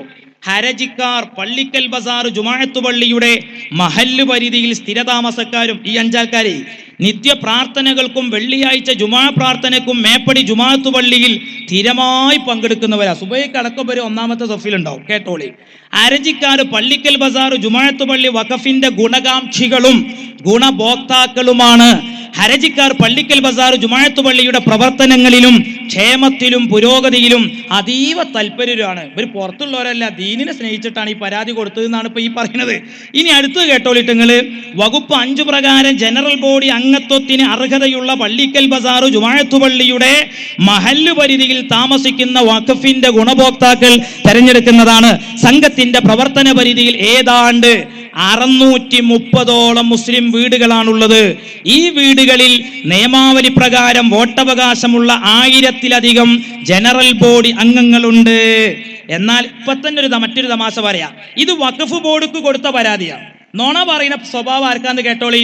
ഇത് കേരള ഹൈക്കോടതിയിലേക്ക് കൊടുത്ത പരാതിയാണ്. ഈ പരാതിയിൽ പറയുന്നത് 654 കുടുംബമുണ്ട്, 4000 ജനറൽ ബോഡി മെമ്പർമാരുണ്ട്. ഇവിടെ പറഞ്ഞതോ ആരാളോ പച്ചനോള പറയുന്നത്? ഒരു പള്ളി എന്തെങ്കിലും സംഘടനാ സങ്കുചിത താല്പര്യങ്ങൾക്ക് വേണ്ടി അത് പിടിച്ചെടുക്കാൻ വേണ്ടി പച്ച കള്ളം പറഞ്ഞതാരാ? തെളിവുകളാ സംസാരിക്കുന്നത്. നിഷേധിക്കാൻ കഴിയുമോ? നിങ്ങൾ ഈ കൊടുത്ത പരാതി പറയുന്നത് ഇത്രയാണ്, ഇതിൽ പറയുന്നത് ഇത്രയാണ്. ഇരിക്കട്ടെ സുഹൃത്തുക്കളെ, തീർന്നില്ല. ഇനി കേട്ടോളിട്ടോ, എന്തിനാണ് ഇവർ ഈ പരാതി പറയുന്നത്? അതാണ് കേൾക്കേണ്ടത്. എന്നാൽ 1-ാം എതിർകക്ഷി സംഘത്തിന്റെ നിലവിലുള്ള ഭാരവാഹികൾ കഴിഞ്ഞ ഏതാനും വർഷങ്ങളായി വഖഫിന്റെ ഗുണഭോക്താക്കളും സംഘത്തിന്റെ ജനറൽ ബോഡി അംഗങ്ങളുമായ മഹല്ല് നിവാസികൾക്ക് നിയമാവലി പ്രകാരം നോട്ടീസ് നൽകി ജനറൽ ബോഡി വിളിച്ചു ചേർത്ത് വരവ് ചെലവ് കണക്ക് അവതരിപ്പിക്കുകയോ ഭാരവാഹികളെ തെരഞ്ഞെടുക്കുവാനുള്ള നടപടി സ്വീകരിക്കുകയോ ചെയ്തു വരുന്നില്ല. ഞാൻ ചോദിക്കട്ടെ, ഈ 5 പേരും ഇവിടെ ജീവിച്ചിരിപ്പില്ലേ? അള്ളാഹുവിനെ പിടിച്ച് നിങ്ങൾക്ക് സത്യം ചെയ്യാൻ കഴിയുമോ? ഇവിടെ ജനറൽ ബോഡി വിളിച്ചു ചേർത്തിട്ടില്ല എന്ന് പറഞ്ഞിട്ട് പച്ച കള്ളമല്ലേ നിങ്ങൾ കൊടുത്തത്? അതിന്റെ തെളിവ് ഞാൻ അടുത്തതായിട്ട് എടുത്തു ധരിക്കാൻ പോവുകയാണ്. ഇനി കേട്ടോളി നിങ്ങൾ സുഹൃത്തുക്കളെ, അങ്ങനെ ചെയ്തു വരുന്നില്ല. അതിനു പകരമായി തങ്ങളുടെ പാർശ്വവർത്തികളായ ഏതാനും വ്യക്തികളെ സ്വകാര്യമായി വിളിച്ചു ചേർത്ത് ജനറൽ ബോഡി വിളിച്ചു ചേർത്തതായി രേഖയുണ്ടാക്കി തങ്ങൾക്കിഷ്ടമുള്ള ആളുകളെ ഭാരവാഹികളായി നിശ്ചയിച്ച് വെക്കുകയാണ് ചെയ്യുന്നത്. ഇത് ചേളാരി സമസ്ത ഒപ്പിച്ച പണിയാണ്. ഈ 5 ആളുകളെ കൊണ്ട് പരാതി കൊടുപ്പിച്ചത് ചേളാരി സമസ്തന്റെ ആളുകളാണ്. കമ്മിറ്റിക്കെതിരെ സെക്രട്ടറി ഓലാള അവരെ വരെ എതിർകക്ഷിയിലാക്കി ചേർത്തുകൊണ്ടാണ് പരാതി പോയത്. ഇനി കേട്ടോളി, യഥാർത്ഥത്തിൽ ജനറൽ ബോഡി വിളിച്ചു ചേർക്കുകയോ തെരഞ്ഞെടുപ്പ് നടത്തുകയോ ചെയ്തിരുന്നില്ല. ഇനി തീർന്നില്ല. 27/3/2009 കൊല്ലം പിടിച്ചോളി. 27/3/2010, 18/3/2011, 16/3/2012, 22/12/2013 എന്നീ തീയതികളിൽ സംഘത്തിന്റെ ജനറൽ ബോഡി യോഗം ചേർന്നതായും ഭാരവാഹികളെ തെരഞ്ഞെടുത്തതായും ഇവർ മിനിറ്റ്സ് ബുക്കിൽ രേഖപ്പെടുത്തിയിട്ടുള്ളതായി ഹർജിക്കാർ മനസ്സിലാക്കുന്നു. അതൊക്കെ കള്ളത്തരത്തിലൂടെ കമ്മിറ്റി ചെയ്തതാണ്. എങ്കിൽ ആ കള്ളത്തരത്തിന് കൂട്ടുന്നതാരാ? ഒന്നിൽ ഇയാക്കത്തലിയല്ലേ? ആ കള്ളത്തരത്തിന് കൂട്ടു നിൽക്കുന്നത് ഇയാക്കത്തലിയല്ലേ? അയാളല്ലേ സെക്രട്ടറി ആയിട്ടുള്ളത്. ഇനി സുഹൃത്തുക്കളെ, യഥാർത്ഥത്തിൽ ജനറൽ ബോഡി വിളിച്ചു ചേർക്കുകയോ ഭാരവാഹികളെ തെരഞ്ഞെടുക്കുകയോ വരവ് ചെലവ് കണക്ക് അവതരിപ്പിക്കുകയോ ഒന്നും തന്നെ ഉണ്ടായിട്ടില്ല. ഇനി ഇതിന്റെ ശേഷമുള്ളതും പറയുന്നതറിയോ? സമയദൈർഘ്യം പറയുന്ന ആശയം പറയാം. അതുകൊണ്ട് ഈ പള്ളിന്റെ വഖഫ് സ്വത്തൊക്കെ നഷ്ടപ്പെടാൻ സാധ്യതയുണ്ട്. ഇക്കമ്മറ്റിനെ ഏൽപ്പിച്ചു കഴിഞ്ഞാൽ ഇവരാകെ തരികിടയാണ്. അതുകൊണ്ട് ബഹുമാനപ്പെട്ട വഖഫ് ബോർഡ് എന്ത് ചെയ്യണം? ഇവിടെ ജനറൽ ബോഡി വിളിച്ചു ചേർക്കണം എന്ന് പറഞ്ഞ് ബോർഡിലേക്കൊരു കത്ത് കൊടുത്തു. ബോർഡിലേക്കൊരു കത്ത് കൊടുത്തു. സുഹൃത്തുക്കളെ, സഹോദരങ്ങളെ, തീർന്നില്ല. അങ്ങനെയാണ് ബോർഡിൽ നിന്ന് ഇലക്ഷൻ നടത്താനുള്ള കത്ത് വരുമ്പോൾ ആ കമ്മിറ്റി മജീദ് കന്തമുണ്ട്. അപ്പൊ അടുത്ത മീറ്റിംഗിൽ ലിയാഖത്തലിനോട് ചോദിച്ചു, മജീദ് ക കമ്മിറ്റിപ്പെട്ട ആർക്കെങ്കിലും അതായിട്ട് വല്ല ബന്ധമുണ്ടോ ചോദിച്ചു. അപ്പോ കോയി അയലുമ കയറിയ മാതിരി എന്ന് പറഞ്ഞു. ഒരു വ്യക്തതല്ല. അപ്പൊ ഒന്നാണ് കുഴയുന്നത്. അപ്പൊ പറഞ്ഞത് ജനാധിപത്യ രാജ്യല്ലേ, ഇഷ്ടമുള്ളവർക്ക് കേസ് കൊടുത്തുകൂടെ? അപ്പൊ തിരിഞ്ഞ അസുഖം. പിന്നെ ഈ സെക്രട്ടറി ചെയ്യുന്ന എന്താ നിങ്ങൾ മനസ്സിലാക്കി? ഈ ഒന്നിച്ചു പോകുന്ന 10-10 പോകുന്ന ഒരു കമ്മിറ്റി, ഇതിന്റെ ഉള്ളിൽ സെക്രട്ടറി സ്ഥാനം വഹിച്ചിട്ട് 5 ആളുകളെ കൊണ്ട് പരാതി കൊടുപ്പിക്കാം. എന്നിട്ട് പള്ളിയുടെ സേവനത്തിന് വേണ്ടി അതിന്റെ മറ്റ് ചില പുരോഗതിക്ക് വേണ്ടി പിരിച്ചുവെച്ച പണം എടുത്തുകൊണ്ട് കേസ് നടത്താൻ അട്ടീമിന്റെ കൂടെ നിൽക്കുന്ന ഒരു സെക്രട്ടറിയാണ് പള്ളിക്കൽ ബസാറിൽ കണ്ടത്. ഇനി ഇവർ പറഞ്ഞതെന്താ? ഇതില് ഒക്കെ കള്ളത്തരാണ്. ആ പറഞ്ഞ കൊല്ലത്തിലൊക്കെ അങ്ങനെ ജനറൽ ബോഡി വിളിച്ചു ചേർത്തിട്ടില്ല എന്നല്ലേ? കേട്ടോളിയും, പരാതി കൊടുത്തോരു വരെ ഈ 2007 ജനറൽ ബോഡിയിൽ 63ാമത്തെ നമ്പറായിട്ടാ CK ബഷീർ ഒപ്പുവെച്ചത്. ദാ മിനിറ്റ്സ്. നോണ പറയുമ്പോൾ ഇങ്ങനെ പറയണം. മനസ്സിലായില്ലേ? നിങ്ങളാ നല്ല സത്യത്തിന്റെ ആൾക്കാരില്ലേ ചെങ്ങൈമാരെ? 149ാം നമ്പറാ പെരിഞ്ചേരി മമ്മുണ്ണിയുടേത്. നിങ്ങളതിൽ ഒപ്പുവെച്ചിട്ടില്ലേ? നിങ്ങൾ നോണയല്ലേ പറയുന്നത്? ഇനി തീർന്നില്ല. 156 CK അബ്ബാസ്. ഇത് 2007. 2008 പിടിച്ചോളി 42ാം നമ്പർ C ഹംസ. ഇനി കേട്ടോളി 2009 20ാം number CK Abbas, 39 CK Basheer, 72 C Hamza. ആകെ ജനറൽ ബോഡിയിൽ അയാൾ മാത്രല്ല 2009 വേറൊരു തമാസുണ്ട്. ഈ CK അബ്ബാസ് തന്നെയാണ് 137ാം നമ്പറിൽ ഒപ്പിട്ടത്. ബുക്ക് കറങ്ങി വന്നപ്പോഴേ മൂപ്പര് പിന്നെ ഒപ്പിട്ടിക്കണേ. എന്നിട്ട് ആ വഖഫ് ബോർഡിൽ പരാതി കൊടുത്ത് ഞങ്ങളൊന്നും അറിയുന്നില്ല. ഇതൊക്കെ എന്തിനാ ഇരിക്കണേ? ഇതാ ഞാൻ വെറുതെ അല്ല, മീനിഡ്സണ്ട് ഹാജരാക്കി തരാം. നിഷേധിക്കാൻ കഴിയോ? നിങ്ങളെ സമസ്തന്റെ എല്ലാ മൂല്യന്മാരും കൂടി പോന്നോളി. ഇതിന് ഞങ്ങൾ സമസ്തന്റെ ഓഫീസ് ഉസ്താമാരൊന്നും വരണ്ട. അത് ഞങ്ങൾ ഇതിന്റെ വസ്തുത വിശദീകരിച്ചോളാം. മനസ്സിലായില്ലേ? ഇവിടെ എന്ത് നടന്നു എന്നുള്ളത് വിശദീകരിക്കുക. തട്ടിപ്പാണ് ചെയ്ത സുഹൃത്തുക്കളെ, തട്ടിപ്പ്. ഇനി തീർന്നില്ല. 2010 നോക്കിക്കോളി. 29 CK അബ്ബാസ് ഒപ്പിട്ടത്, 229 CK ബഷീർ ഒപ്പിട്ടത്, 258 C ഹംസ ഒപ്പിട്ടത്, 2011 191 നമ്പർ CK അബ്ബാസ്, 2013 195 നമ്പറിൽ CK അബ്ബാസ്. അപ്പൊ ചുരുക്കി പറയുകയാണെങ്കിൽ, ഇനി മാത്രമല്ല 2013 15ാം നമ്പറിൽ മഹല്ല് കമ്മിറ്റിയിൽ CK അബ്ബാസ് വന്നു. കണ്ടോ? അന്ന് അയാൾ ഒരു കൊല്ലം മഹല്ല് കമ്മിറ്റിയിൽ ഉണ്ടായിരുന്നു. ഞങ്ങളെ സംബന്ധിച്ചിടത്തോളം ഇവിടെ ഒരു ഫൈസി പ്രസംഗിക്കുമ്പോൾ അടിസ്ഥാനരഹിതമായ ആരോപണങ്ങൾ ഉന്നയിച്ചല്ലോ. ഈ പള്ളിക്കൽ ബസാറിൽ തന്നെ അത്തരം ചർച്ചകൾ ആരംഭിച്ചാൽ ഞങ്ങൾക്ക് ഒരു വ്യക്തമായൊരു നേതൃത്വം ഉണ്ടായത് കൊണ്ട് മാത്രമാണ്. അതല്ലങ്ങണ്ടല്ലോ ഒരു തലക്കെന്നങ്ങണ്ട് വിശദീകരിച്ചാൽ പിന്നീടൊന്നും ഒരുത്തനും ഒരു സ്റ്റേജിലും വരൂലാന്ന് ഞങ്ങൾക്കറിയാം. പക്ഷേ അങ്ങോട്ടൊന്നും ഞങ്ങളെ കൊണ്ടുപോകരുത്, അത്ര മാത്രമേ ഞങ്ങൾ പറയുന്നുള്ളൂ. അത് ഞങ്ങളുടെ ശൈലിയല്ല. ഞങ്ങൾക്ക് ഞങ്ങളുടെ ആദർശം പറയാൻ ഒരാളെയും വ്യക്തിഹത്യ ചെയ്യണ്ട. ഞങ്ങൾക്ക് ഞങ്ങളുടെ ആശയം പറയാൻ ഒരാളെയും വ്യക്തി തേജോവധം ചെയ്യണ്ട. ആ ശൈലി അത് സ്വീകരിക്കുന്നവർ ആദർശ ഭീരുക്കളായിട്ടേ ഞങ്ങൾ മനസ്സിലാക്കുള്ളൂ. ഞങ്ങൾക്ക് ഇവിടെ ഉള്ള തന്നെ പറയാൻ സമയമില്ല. പിന്നെ നമുക്ക് ഇങ്ങനെ കേട്ട് പറയാൻ ഞങ്ങൾക്ക് ആവശ്യമുണ്ടോ? അപ്പൊ തീർന്നില്ല സുഹൃത്തുക്കളെ.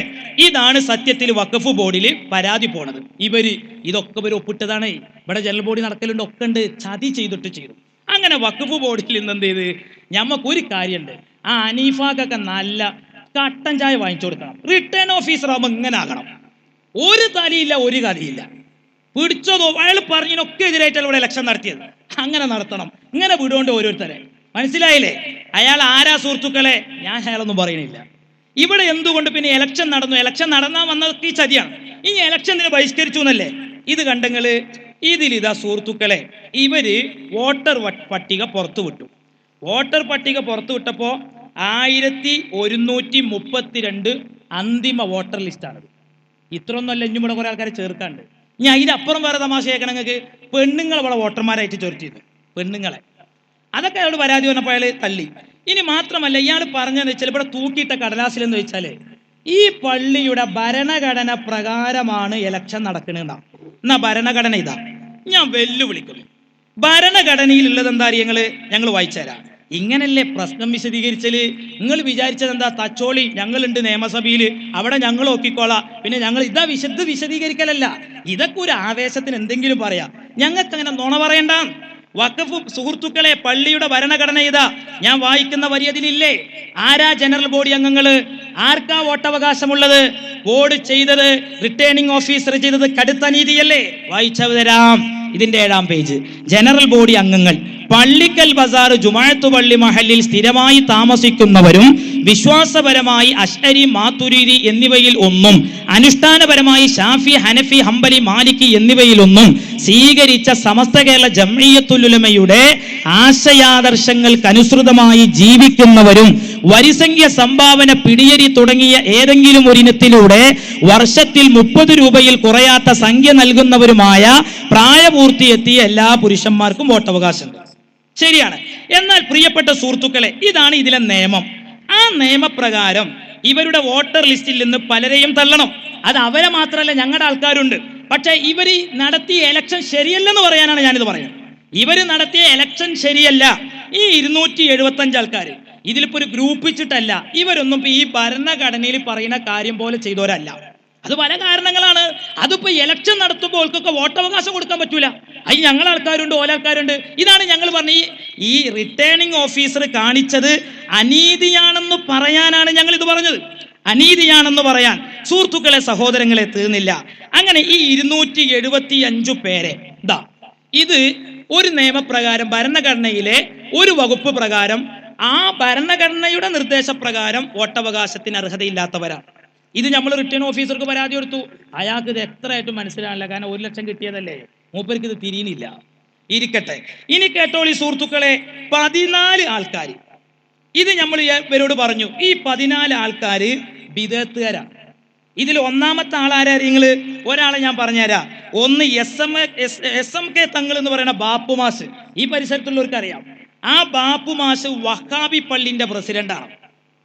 മൂപ്പരാ നമ്മളെ വോട്ട്. സുഹൃത്തുക്കളെ,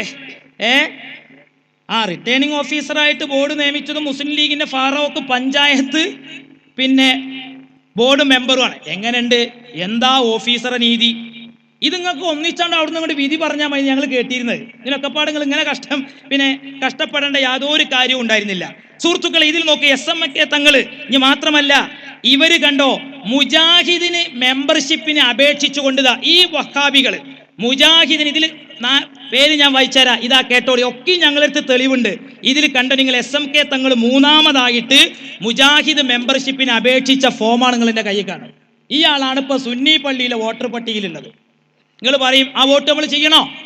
ആ ഇലക്ഷൻ നമുക്ക് അംഗീകരിക്കാൻ പറ്റുമോ? സുഹൃത്തുക്കളെ, സഹോദരങ്ങളെ, ഇനി മാത്രമല്ല, KP ബാവത്തങ്ങളെ പേരിൽ അവര് തന്നെ കത്ത് തന്നിട്ടുണ്ട്. അയാൾ സുന്നത്ത് ജമാഅത്തിന് വിരുദ്ധമാണ്, നീക്കം ചെയ്യണമെന്ന് പറഞ്ഞിട്ട് കമ്മിറ്റി കൂടിയിട്ട് നീക്കം ചെയ്തതിന്റെ തെളിവാണിത്. ഇങ്ങനെ ഓരോന്ന് എനിക്ക് ഇവിടെ എടുത്തു പറയാണ്ട്. അങ്ങനെയാണ് സുഹൃത്തുക്കളെ, ഇതൊക്കെ ഇയാളോട് പരാതി പറയുമ്പോഴും ഇയാൾ തള്ളും. അങ്ങനെ ചുരുക്കി പറയുകയാണെങ്കിൽ ഇയാൾ തൊയിറ്റൊക്കെ മുന്നോട്ട് പോയി ഇലക്ഷൻ നടത്താൻ തീരുമാനമായി. ഇനി അടുത്ത തമാശയൊക്കെ നിങ്ങൾ ഇയാളെ തലങ്ങൾ ആലോചിച്ച് നോക്കി. ഇയാൾ ഇവിടെ തന്നതൊരു നോട്ടീസാണ്. ഈ നോട്ടീസിൽ പറയുന്നത് എന്താ അറിയോ? നമ്മൾ മത്സരിക്കുകയാണെങ്കിൽ 21-ലധികം ആൾക്കാരുണ്ടാകാൻ പാടില്ല എന്നാണ്. അപ്പോൾ എന്ത് ചെയ്തു? ഇവർക്കൊരു 21 ആൾക്കാർ ഇവിടെ ഉണ്ട്, ഇവിടെ ഒരു 7 ആൾക്കാർ സ്വതന്ത്രമായിട്ടൊന്നുണ്ട്. അപ്പോൾ മൂപ്പര് എങ്ങനെയെങ്കിലും ഇലക്ഷൻ നടക്കട്ടെ വിചാരിച്ചു മൂപ്പര് എഴുതിയ നിബന്ധനയൊക്കെ മറന്ന് എന്നാ നടക്കട്ടെ അറിഞ്ഞു. അപ്പൊ 28 അപ്പോൾ ഇയാൾ എഴുതി പറഞ്ഞതിനെതിരായി ഇലക്ഷന് എല്ലാം കൊണ്ടും കുടുങ്ങി. ഇനി മാത്രമല്ല, ഇവർക്ക് നോക്കി നിങ്ങൾ സുഹൃത്തുക്കളെ, ബ്ലാങ്കിലല്ല കണ്ടങ്ങള്, ഇതാ ഇവര് പ്രസിഡന്റ് 4/6/2015 അത് ഇവിടെ ഇലക്ഷൻ നടക്കുന്നത് 14-നാ. അന്ന് തന്നെ കമ്മുക്കുട്ടി ചാരുപ്പടിക്കൽ പ്രസിഡന്റ് ആയിട്ടാണ് ഇത് കൊടുത്തത്. എന്നാ അതേ സമയത്ത് ഞമ്മക്ക് തന്നതിലോ ഞമ്മക്ക് ബ്ലാങ്ക്. എന്ത് അനീതിയാ ബോർഡ് കാണിച്ചത്? എന്നാൽ ഇതിലും നല്ലത് നിങ്ങൾ ഈ ഇലക്ഷൻ നടത്തണ്ടായിരുന്നു. ഞങ്ങൾ ഇക്കൊല്ലം തീരുമാനിച്ചിങ്ങനെ ഇത് ഇവർക്ക് കൊടുക്കാണ്, നിങ്ങൾ അങ്ങോട്ട് കയറിയാൽ മതിയായിരുന്നു. പക്ഷെ നിങ്ങൾ ഈ നാടകം കളിച്ച് ഇലക്ഷനിൽ ഭൂരിപക്ഷം കിട്ടിയെന്നല്ലേ. ഇനി അടുത്ത തമാശ കേൾക്കണം. ഇതിൽ നോക്കി നിങ്ങൾ, ഇതില് പിന്നെ ചാരുംപടിക്കൽ കമ്മുക്കുട്ടി അയാൾ സ്ഥാനാർത്ഥിയാ. അയാൾ ആരാ പിന്താങ്ങണ അറിയങ്ങള്? കളത്തിങ്ങൽ ലിയാക്കത്തലി. ഇതിലുള്ള നിർദ്ദേശം തരിയങ്ങള് കേട്ടോളിയും. നിർദ്ദേശകൻ അദ്ദേഹം നിർദ്ദേശിക്കുന്ന പാനലിൽ സ്ഥാനാർത്ഥിയാകാൻ പാടില്ല എന്നാ. ലിയാക്കത്തലി ഏതൊരു പാനലിലാണോ മത്സരിക്കുന്നത് അതേ പാനലിലെ സ്ഥാനാർത്ഥിയാണ് ആര്? ചാരുപ്പടിക്കൽ കമ്മുക്കുട്ടി. ഈ ഇലക്ഷൻ ഞങ്ങൾക്ക് കാണേണ്ട ഒരു ആവശ്യവുമില്ല. ആ ഇലക്ഷനുമായിട്ട് സുന്നികളെ വരട്ടാൻ വരരുത്. എന്ത് ഇലക്ഷൻ അത്? ഇയാൾ എവിടുന്നാ കയറിയത്? ഇയാൾ തന്നെയല്ലേ ഇതിൽ നിർദ്ദേശമാണ്. ഈ നിർദ്ദേശത്തിനെതിരല്ലേ ഈ ലിയാക്കത്തിൽ ഇയാൾ പിന്താങ്ങിയത്? ഇങ്ങനെ ചുരുക്കി പറയുകയാണെങ്കിൽ സുഹൃത്തുക്കളെ, ഇത് പറയാൻ കുറേയുണ്ട്. ഇൻഷാ അല്ലാഹ് നമ്മളെല്ലാം പറയും. ഇനി ഒന്നും പറഞ്ഞ് നിങ്ങൾക്ക് ഓൺലൈനിലെങ്കിലും ഇൻഷാ അല്ലാഹ് അത് ഓരോന്ന് പറഞ്ഞുകൊണ്ടിരിക്കും തെളിവുകളുടെ. ഇത് കൃത്യമായി പഠിച്ചതിൻ്റെ ശേഷം മാത്രമാണ്. ഇനി ഇതിരിക്കട്ടെ, അങ്ങനെയുള്ള വിഷയങ്ങളൊക്കെ കഴിഞ്ഞ് ഇവിടെ ഒരു ഇലക്ഷൻ നടന്നു. അങ്ങനെ ആ ഇലക്ഷൻ്റെ റിസൾട്ട് തന്നെ നിങ്ങൾ ആലോചിച്ച് നോക്കി. മാത്രമല്ല, ഇത് എത്രത്തോളം എന്നറിയോ? ഇവർ ഈ കേസ് ആയിട്ട് ഈ ബോർഡിൽ ഈ കാര്യങ്ങൾ കളിക്കുമ്പോൾ ഓലെ വക്കീലും മായും വക്കീലും നമ്പൂതിരി വക്കീലുമാണ്. അപ്പം നമ്മളെ വക്കീല് മായും വക്കീലിനോട് ഇങ്ങനെ ഈ വിഷയങ്ങൾ പറഞ്ഞപ്പോൾ മായും വക്കീലൊക്കെ ഇവർ പറയാത്തറേ, ഞങ്ങൾ ഇതൊക്കെ റെഡിയാക്കിയിട്ട് 3 മാസം കഴിഞ്ഞിട്ടാണ്. ആരാ ജയിച്ചത്? ചിലപ്പോൾ മായും വക്കീൽ നിഷേധിച്ചു എന്ന് വരും, പക്ഷെ നമ്പൂതിരി നിശ്ചയിക്കൂല കേട്ടോ. അയാൾ പറയായിരിക്കും. സുഹൃത്തുക്കളെ, സഹോദരങ്ങളെ, ഈ നിലക്കാണ് ഇവിടെ ഇലക്ഷൻ നടന്നിട്ടുള്ളത്. ഇനി മാത്രമല്ല, ഇതൊക്കെ നമ്മൾ റിട്ടേണിംഗ് ഓഫീസർക്ക് പരാതി കൊടുത്തിട്ടുണ്ട്. പക്ഷെ അയാളതൊക്കെ തള്ളി. അയാൾക്ക് ഇതൊന്നും വിശ്വാസം വന്നില്ല, സ്വീകരിക്കണമില്ല. അങ്ങനെ വന്ന സമയത്താണ് നമ്മൾ എന്ത് ചെയ്യണത്? ഈ ഇലക്ഷൻ നടക്കണ ബൂത്തിൻ്റെ പരിസരത്തേക്ക് മാർച്ച് നടത്തിയത്. അതാണ് ആ മാർച്ച് നടത്താൻ കാരണം. ആ ഇലക്ഷൻ എന്തല്ല, നീതിപരമായിട്ടല്ല നടന്നത്. ഇനി 1132 വോട്ടർമാർ. ഇവിടെ ആകെ പോള് നടന്നത് 502 വോട്ടാണ്. തെറ്റിയങ്ങൾക്ക് അപ്പം തന്നെ പറയട്ടോ, നാളെ അത് കുലുമാലുണ്ടാക്കേണ്ട. പിന്നെ സ്വതന്ത്ര സ്ഥാനാർത്ഥികൾക്ക് 18 കിട്ടി. ഇനി എല്ലാം കൂടി കണക്കൂട്ടി വായിക്കുകയാണെങ്കിൽ സുഹൃത്തുക്കളെ, സഹോദരങ്ങളെ, ഈ വഹാബികളുടെ വോട്ട് 275 വോട്ട് ഒഴിവാക്കിയാൽ 196 വോട്ട് എന്ത് ചെയ്തിട്ടുള്ളൂ? ആകെ അവിടെ പോൾ ചെയ്തിട്ടുള്ളൂ. മനസ്സിലായി നിങ്ങൾ? 1132 വോട്ടിൽ നിങ്ങൾ പറയും എന്ത് ഇലക്ഷനാണ് അവിടെ നടന്നിരിക്കണ്? അതുകൊണ്ട് തന്നെ വഖഫ് ബോർഡിന് എന്ത് ചെയ്തു? ഇത് കൃത്യമായി ബോധ്യപ്പെട്ടു.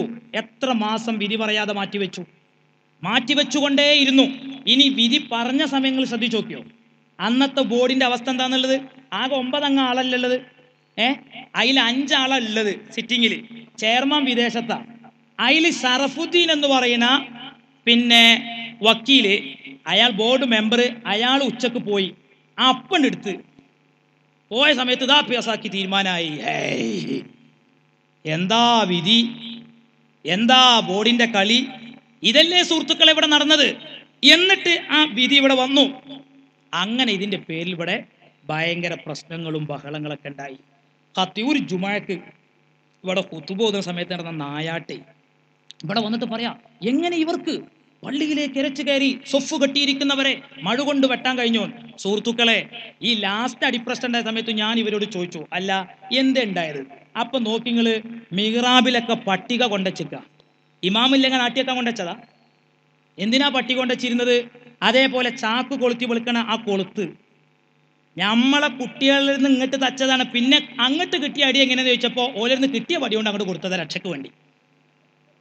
വടി പിടിക്കാൻ മാത്രം പോരാ, അതൊക്കെ പിന്നെ കയ്യോളം പിടിച്ചാലുള്ള കരുത്തുണ്ടാവണം, അല്ലെങ്കിൽ അതായിട്ട് പോകാൻ പാടില്ലായിരുന്നു. അതാണ് ഇവിടെ സുഹൃത്തുക്കളെ സത്യത്തിൽ എന്നിട്ട് പറയുന്ന മഴുവേറ്റ് നമ്മൾ പോയിന്നോ? നിങ്ങൾക്ക് ആലോചിക്കുന്നത് പള്ളിയിൽ എങ്ങനെ ഇവർക്ക് അങ്ങനെ ചെയ്യാൻ കഴിഞ്ഞു? ഞങ്ങൾ ചെയ്യൂല. ഓണപ്പറമ്പിലെ പള്ളി മദ്രസയും കത്തിച്ച ഇങ്ങക്കത്ത് ചള്ളിക്കൽ ബസാറിലെ പള്ളി. അപ്പൊ സുഹൃത്തുക്കളെ, സഹോദരങ്ങളെ, തൽക്കാലം ഞാനിപ്പോൾ ഇവിടെ സ്റ്റോപ്പ് ചെയ്യുകയാണ്. ഇതാണ് സത്യത്തില് പള്ളിക്കൽ ബസാറിൽ ഉണ്ടായ കാര്യങ്ങൾ എന്ന് നിങ്ങൾ മനസ്സിലാക്കണം. ഇനി മാത്രമല്ല, ഇതന്നെ നിങ്ങൾ ആലോചിച്ച് നോക്കി. ഇപ്പൊ ലാസ്റ്റ് 4 മധ്യസ്ഥന്മാര് പള്ളി പൂട്ടിക്കിടന്നതിന് ശേഷം തുറക്കുന്നത് 4 മധ്യസ്ഥന്മാര് മുഖാന്തരമാണ്. ഇതാ RDO തിരൂര് RDO കൊടുത്തിരിക്കുന്ന ഈ ലെറ്ററിൽ പറയുന്നത് ആരൊക്കെ മധ്യസ്ഥന്മാര് വായിച്ചേരാം. ഇതാട്ടോ ഇതിന്റെ പ്രധാന ഭാഗം. മൊയ്തീൻ കോയ കുഞ്ഞു മുഹമ്മദ്, അവരുടെ മകൻ. KP മുഹമ്മദ് മുസ്തഫ തങ്ങള്, പ്രസിഡന്റ് പള്ളിക്കൽ ബസാർ ഗ്രാമപഞ്ചായത്ത്. ശിഹാബുദ്ദീൻ ബാക്കവി, അയാളെന്റെ സുഹൃത്താ. മൊയ്തീൻ കുട്ടി ഹാജി. 4 പേര്. ഞാൻ ചോദിക്കട്ടെ, RDO ഈ പള്ളി പിന്നീട് അവർക്ക് കൊടുക്കുകയാണെങ്കിൽ എന്താണ് സത്യത്തിൽ മാന്യമായി ചെയ്യേണ്ടത്? മുസ്തഫ തങ്ങളെ മാത്രം വിളിച്ചു പറയാണോ വേണ്ടത്? അതല്ല, ഈ 4 മസ്ലഹത്തിന്റെയും ഈ മസ്ലഹത്ത് കമ്മിറ്റിയിൽ ഉണ്ടായിരുന്ന 4 ആൾക്കാരെ അറിഞ്ഞോ? ശിഹാബുദ്ദീൻ ബാക്കവി ഇവിടെ ഉണ്ടല്ലോ, ചോദിക്കുങ്ങൾ അയാൾ അറിഞ്ഞോ എന്നുള്ളത്. അയാൾ അറിഞ്ഞിട്ടില്ല, അറിയിച്ചിട്ടില്ല. ഒരൊറ്റ വ്യക്തിയെയും അറിയിക്കാതെ ഏകപക്ഷീയമായ രീതിയിൽ ഒരു നാടകം കളിച്ചുകൊണ്ട് പള്ളി അങ്ങ് പിടിച്ചു കൊടുക്കുന്ന സാഹചര്യമാണ് ഉണ്ടായത്. ഇതാണ് സുഹൃത്തുക്കളെ പള്ളിക്കൽ ബസാർ. ഇത് മൊത്തത്തിൽ ഇവരുടെ ഒരു ഹിഡൻ അജണ്ടയാണ്. അതുകൊണ്ട് ഈ തടിച്ചുകൂടിയ ജനാവലിയോട് നമുക്ക് പറയാനുള്ളത്, ഇവിടെ സുന്നത്ത് ജമാഅത്ത് സംരക്ഷിക്കണം. നേരത്തെ ഇവിടെ പൊന്മള ഉസ്താദ് പറഞ്ഞല്ലോ, ഇപ്പോൾ വളരെ അപകടകരമാണ്. മുജാഹിദിന്റെ ലയനം എല്ലാവരും ശ്രദ്ധിച്ചില്ലേ? ആ ലയനത്തിൽ ET മുഹമ്മദ് ബഷീർ പരസ്യമായിട്ട് പറഞ്ഞു, പാണക്കാട് സയ്യിദ് ഹൈദർ അലി ശിഹാബ് തങ്ങളാണ് ഞങ്ങളെ ഈ ലയനത്തിന് പ്രേരിപ്പിച്ചിട്ടുള്ളത് എന്ന്. അത് ചന്ദ്രികാ ദിനപത്രം എഴുതിയതാണ്. അപ്പുറത്തുള്ള സുന്നികൾ എന്ന് പറയുന്നവരോട് ഞാൻ വേദനയോടെ ചോദിക്കട്ടെ, ആരാണ് സയ്യിദ് ഹൈദർ അലി ശിഹാബ് തങ്ങൾ? ഞങ്ങൾ തങ്ങന്മാരെ കുറ്റം പറയുന്നവരല്ല. ആ തങ്ങൾക്കറിയുമോ പാണക്കാട് കുടുംബത്തെ സംബന്ധിച്ചുകൊണ്ട് കേരളത്തിലെ സലഫികൾ പ്രചരിപ്പിച്ച വാർത്തകൾ? സുഹൃത്തുക്കളെ, ജിദ്ദ ഇസ്ലാഹി സെന്റർ പുറത്തിറക്കിയ ഒരു ഡോക്യുമെന്ററി ഞാൻ നിങ്ങൾക്ക് തരാം. അതിൽ പാണക്കാട് കൊടപ്പനക്കൽ തറവാട് കാണിക്കുന്നുണ്ട്. അത് ശിർക്കിന്റെ കൂടാരമായിട്ട് അവതരിപ്പിക്കുന്നുണ്ട്. മാത്രമല്ല സുഹൃത്തുക്കളെ, ഈ വേദിയിലുണ്ടല്ലോ മഹാനായ മർഹൂം EK ഹസൻ ഉസ്താദിന്റെ പൊന്നുമോന്. നേരത്തെ പറഞ്ഞില്ലേ, ഈ പുളിക്കലിൽ വിഘടിത വിഭാഗം നടത്തിയ സമ്മേളന നഗരിക്ക് ചരിത്രത്തിലാദ്യമായിട്ട് EK ഹസൻ മൗലവിയുടെ പേരും കൊടുത്തിരുന്നു. സഹോദരങ്ങളെ, നിങ്ങൾ നൽകിയ നഗർ, അൽഹംദുലില്ലാ, EK ഹസൻ മൗലവിയുടെ ആൾക്കാർ ഞങ്ങളാണെന്ന് പറയേണ്ടി വന്നത് മുജാഹിദ് ലയനത്തിന് വൈസ് പ്രസിഡന്റ് ഇറങ്ങിയ മുതലാണെന്ന് ഞങ്ങൾക്കറിയാം. അതൊക്കെ ഞങ്ങളെ കളികൾ ഞങ്ങൾക്കും അറിയാം. ആ EK ഹസൻ മുസ്ലിയാര് അസ്ലിം തസ്ലിം എന്ന് പറഞ്ഞ് കത്തെഴുതി ഹസൻ മുസ്ലിയാർക്ക് ആ കത്ത് കൊണ്ടുപോയി കൊടുത്തത് പുളിക്കലെടുത്ത് പെരിയമ്പലത്ത് ശിബായ് എന്ന് വിളിക്കപ്പെട്ടിരുന്ന ഒരു വ്യക്തിയായിരുന്നു. ആ കത്തിന്റെ പേരിൽ മഹാനായ EK ഹസൻ മുസ്ലിയാരെ കാഫറാക്കി കത്തെഴുതിയപ്പോ ഉമർ മൗലവിക്കെതിരെ വിമർശനം വന്നു. ഈ പുസ്തകത്തിന്റെ 339 പേജിൽ ഉമർ മൗലവി പറയുന്നുണ്ട്, ഞാൻ അതിലൊട്ടും വിഷമിക്കുന്ന ആളല്ല. കാരണം ഞാൻ അദ്ദേഹത്തെ വായിച്ചപ്പോൾ അദ്ദേഹം പച്ച കാഫറാണെന്നാണ് നമ്മൾ പോയിക്കൊണ്ടിരിക്കുന്നത്. ഇത് ആദർശത്തിന് വേണ്ടിയുള്ള പോരാട്ടമാണ്, അല്ല എന്ന് പറയാൻ പറ്റുമോ? നിങ്ങൾ ആലോചിച്ചു നോക്ക്. മുസ്ലിം ലീഗിന്റെ ആളുകളൊക്കെ സലഫി സമ്മേളനത്തിന്റെ ലയനത്തിൽ സന്തോഷിക്കുകയാണ്. ET മുഹമ്മദ് ബഷീർ പറഞ്ഞതെന്താണ്? അള്ളാഹ് ചെയ്തു തന്ന റഹ്മത്താണെന്ന്. ഞാൻ ചോദിക്കട്ടെ സഹോദരങ്ങളെ, മഹ്ദി ബീവി ഫാത്തിമയുടെ ഖബർ തകർത്ത പ്രസ്ഥാനം, ബഹുമാനപ്പെട്ട അബ്ദുല്ലാഹി അബ്ബാസ് തങ്ങളുടെ ഖബർ തകർത്ത പ്രസ്ഥാനം, ഉയൈനയിൽ സെയ്ദ് ബിനുൽ ഖത്താബ് തങ്ങളുടെ ഉമർ തങ്ങളുടെ സഹോദരൻ സെയ്ദ് തങ്ങളുടെ മക്ബറ തകർത്തുകൊണ്ട് സലഫി ഭീകരത ചരിത്രത്തിൽ തുടക്കം കുറിച്ചുവെങ്കിൽ എന്റെ പ്രിയപ്പെട്ടവരെ, ത്വായിഫിന്റെ പാതയോരങ്ങളിലെ ചരിത്രം നിങ്ങൾ വായിക്കുക. അഹ്മദ് സൈനി ദഹ്ലാന്റെ ഖുലാസത്തുൽ കലാം വായിക്കുക. പ്രിയപ്പെട്ട സഹോദരങ്ങളെ, ആയിരക്കണക്കിന് സഹോദര സഹോദരിമാരെ കൊന്നൊടുക്കിയെന്ന് അദ്ദേഹം എഴുതുന്നുണ്ട്. ഉമ്മയുടെ മാറിടത്തിൽ ഇരുന്നു കൊണ്ട് അമ്മിഞ്ഞ പാല് കുടിക്കുന്ന കുഞ്ഞുമക്കളെ ആ മുലക്കണ്ണിയിൽ നിന്ന് സുഹൃത്തുക്കളെ ചുണ്ടടർത്തി മാറ്റിയിട്ട് ഉമ്മായുടെ മാറിടത്തിൽ വെച്ച് കഴുത്തറുത്തു കൊന്നു. ഇബ്നു അബ്ദുൽ വഹാബിന്റെ സലഫി സൈന്യമെന്ന് സദീഖ് സഖാഫി അല്ല പറയുന്നത്, സൈനി ദഹ്ലാൻ. ആരാണ് സൈനി ദഹ്ലാൻ? 1304 വഫാത്തായ ഹറമൈനിയുടെ ആധികാരിക ചരിത്ര പണ്ഡിതനല്ലേ അദ്ദേഹമല്ലേ കൃത്യമായിട്ട് അറിയുന്നത്? ആ സലഫി പ്രസ്ഥാനത്തിന്റെ ഐക്യത്തിന് വേണ്ടി പ്രവർത്തിച്ചത് ചേളാരി സമസ്തയുടെ വൈസ് പ്രസിഡന്റ് ആണെങ്കിൽ മുസ്ലിം ലോകം തിരിച്ചറിഞ്ഞു. മഹാനരായ താജുൽ ഉലമയുടെ ആണ്ട് നടക്കുന്ന സമയമാണ്. 89-ൽ താജുൽ ഉലമ ഇറങ്ങിപ്പോന്നത് എന്തിനാണ്? ദീർഘവീക്ഷണത്തോടുകൂടെ എല്ലാം തെളിഞ്ഞു കഴിഞ്ഞു, പകൽ വെളിച്ചം പോലെ തെളിഞ്ഞു കഴിഞ്ഞു. വരക്കൽ മുല്ലക്കോയ തങ്ങളും പാങ്ങിൽ അഹമ്മദ് കുട്ടി മുസ്ലിയാരും താഴക്കോട് കുഞ്ഞലവി മുസ്ലിയാരും പാനായിക്കുളം അബ്ദുറഹ്മാൻ മുസ്ലിയാരും കുതുബി മുഹമ്മദ് മുസ്ലിയാരും കണ്ണിയത്ത് ഉസ്താദും മഹാനായ ശൈഖുന ഇ.കെ. ഹസൻ ഉസ്താദൊക്കെ ഏതൊരു ആദർശത്തിന് വേണ്ടിയാണോ ഇവിടെ ജീവിച്ചതെങ്കിൽ ആ ആദർശം കൈവിടാതെ ജീവിക്കുന്ന ഒരു പ്രസ്ഥാനമേ ഇന്ന് കേരളത്തിലുള്ളൂ. അത് സുൽത്താനുൽ ഉലമയുടെ പ്രസ്ഥാനമാണ്. അല്ലാത്തവരിനി സുന്നി പറയേണ്ട കാര്യമില്ല. അല്ലെങ്കിൽ നിങ്ങൾ പറ, നാളെ ഇറങ്ങുന്ന ഒരു മലയാള പത്രത്തില് അരവരി നിങ്ങൾ എഴുത്, സ്വന്തം പ്രസ്ഥാനത്തിന്റെ വൈസ് പ്രസിഡന്റായ സമസ്തയുടെ വൈസ് പ്രസിഡന്റ് എങ്ങനെയാണ് സുഹൃത്തുക്കളെ മുജാഹിദ് പ്രസ്ഥാനത്തെ എതിർക്കാൻ വേണ്ടി ഉണ്ടാക്കിയ സമസ്ത, ബിദ്അത്തിനെ എതിർക്കാൻ വേണ്ടി ഉണ്ടാക്കിയ സമസ്ത, ആ സമസ്ത ആ പ്രസിഡന്റ് എങ്ങനെയാണ് മുജാഹിദീങ്ങളെ ഒന്നിപ്പിക്കാൻ വേണ്ടി പോവുക? അതുകൊണ്ടാണ് നിങ്ങൾക്ക് സ്വന്തമായി പള്ളി വിട്ടുതരാൻ സുന്നികൾക്ക് കഴിയാത്തത്. ഏതറ്റം വരെയും പോകേണ്ടത് ഞങ്ങൾ ഇതിൽ ബാധ്യതയാണ്. അള്ളാന്റെ ദീൻ ഇവിടെ സംരക്ഷിക്കേണ്ടത്. അതുകൊണ്ട് എന്നെ കേട്ടു നിൽക്കുന്ന പോലീസ് ഉദ്യോഗസ്ഥന്മാര്, നിയമപാലകന്മാര്, കണ്ടോ നിങ്ങൾ ഈ പ്രസ്ഥാനത്തിന്റെ നേതാക്കളെ നിങ്ങൾ വായിക്ക്. ഞങ്ങൾ ഒരിക്കലും അക്രമത്തെ പ്രോത്സാഹിപ്പിക്കുന്നവരല്ല, ഞങ്ങൾ ഒരിക്കലും തെറിപ്പാട്ടുകളെ പ്രോത്സാഹിപ്പിക്കുന്നവരല്ല. പ്രിയപ്പെട്ട സുഹൃത്തുക്കളെ, സഹോദരങ്ങളെ, മാന്യമായ രീതിയിലാണ് ഞങ്ങളുടെ സകല പ്രതിഷേധങ്ങളും. അതാണ് സ്വാമിജി അവിടെ കോഴിക്കോട് കടപ്പുറത്ത് വെച്ചുകൊണ്ട് തലക്ക് വെളിവില്ലാത്തെന്ന് നരേന്ദ്രമോദിയെ പറഞ്ഞപ്പോൾ സഹോദരങ്ങളെ AP ഉസ്താദ് അയാളെ തിരുത്തിയപ്പോ പറഞ്ഞതെന്താണ്? ഇവിടെയും ചിലർ പറഞ്ഞില്ലേ, BJP പോലെയുള്ള ആളുകളെ എതിർക്കാതിരിക്കാൻ ആരൊക്കെയോ കാണാതായതിന്റെ കേസ് ഒളിപ്പിച്ചു വെക്കാനാണെന്ന്. ഇന്ന് സോഷ്യൽ മീഡിയ വായിക്കുന്നവർക്കറിയാം മുസ്ലിം ലീഗിന് BJPയെ വിമർശിക്കാൻ പരിധികളുണ്ടെന്ന് പറഞ്ഞത് ആരാണ്? പ്രിയപ്പെട്ടവരെ, സ്റ്റേജുകളിൽ വന്ന് വർഗീയതക്കെതിരെ പറയുകയും, നിങ്ങളൊരു കാര്യം കൂടെ മനസ്സിലാക്ക്, ഇവിടെ തിരുവനന്തപുരത്ത് വന്നുകൊണ്ട് ഒരാൾ പറഞ്ഞു ഇന്ത്യയിലെ മുസ്ലിമീങ്ങളൊക്കെ പാകിസ്ഥാനിലേക്ക് പോകണമെന്ന് പറഞ്ഞ്. ഞാൻ ചോദിക്കട്ടെ, ഇന്ന് ഞങ്ങളെ വർഗീയത ആരോപിക്കുന്നവര്, സംഘപരിവാർ ശക്തികളുടെ കുടലൂത്ത് നടത്തുകയാണ് ഞങ്ങൾ എന്ന് പറയുന്നവരോട് ഞാൻ ഒരൊറ്റ കാര്യം ചോദിക്കട്ടെ, അങ്ങനെ ഒരു വ്യക്തി പ്രസംഗിച്ചു പോയിട്ട് എന്തുകൊണ്ടാണ് പ്രിയപ്പെട്ടവരെ ഈ സമുദായത്തിന്റെ പൊതു പ്ലാറ്റ്ഫോം ആയിട്ട് പറയുന്ന ആളുകൾക്ക് നിങ്ങൾക്ക് പരിമിതിയുണ്ടല്ലേ? നിങ്ങൾക്കറിയാം ആ പരിമിതി എന്താണെന്ന് ഞങ്ങൾക്കറിയാം.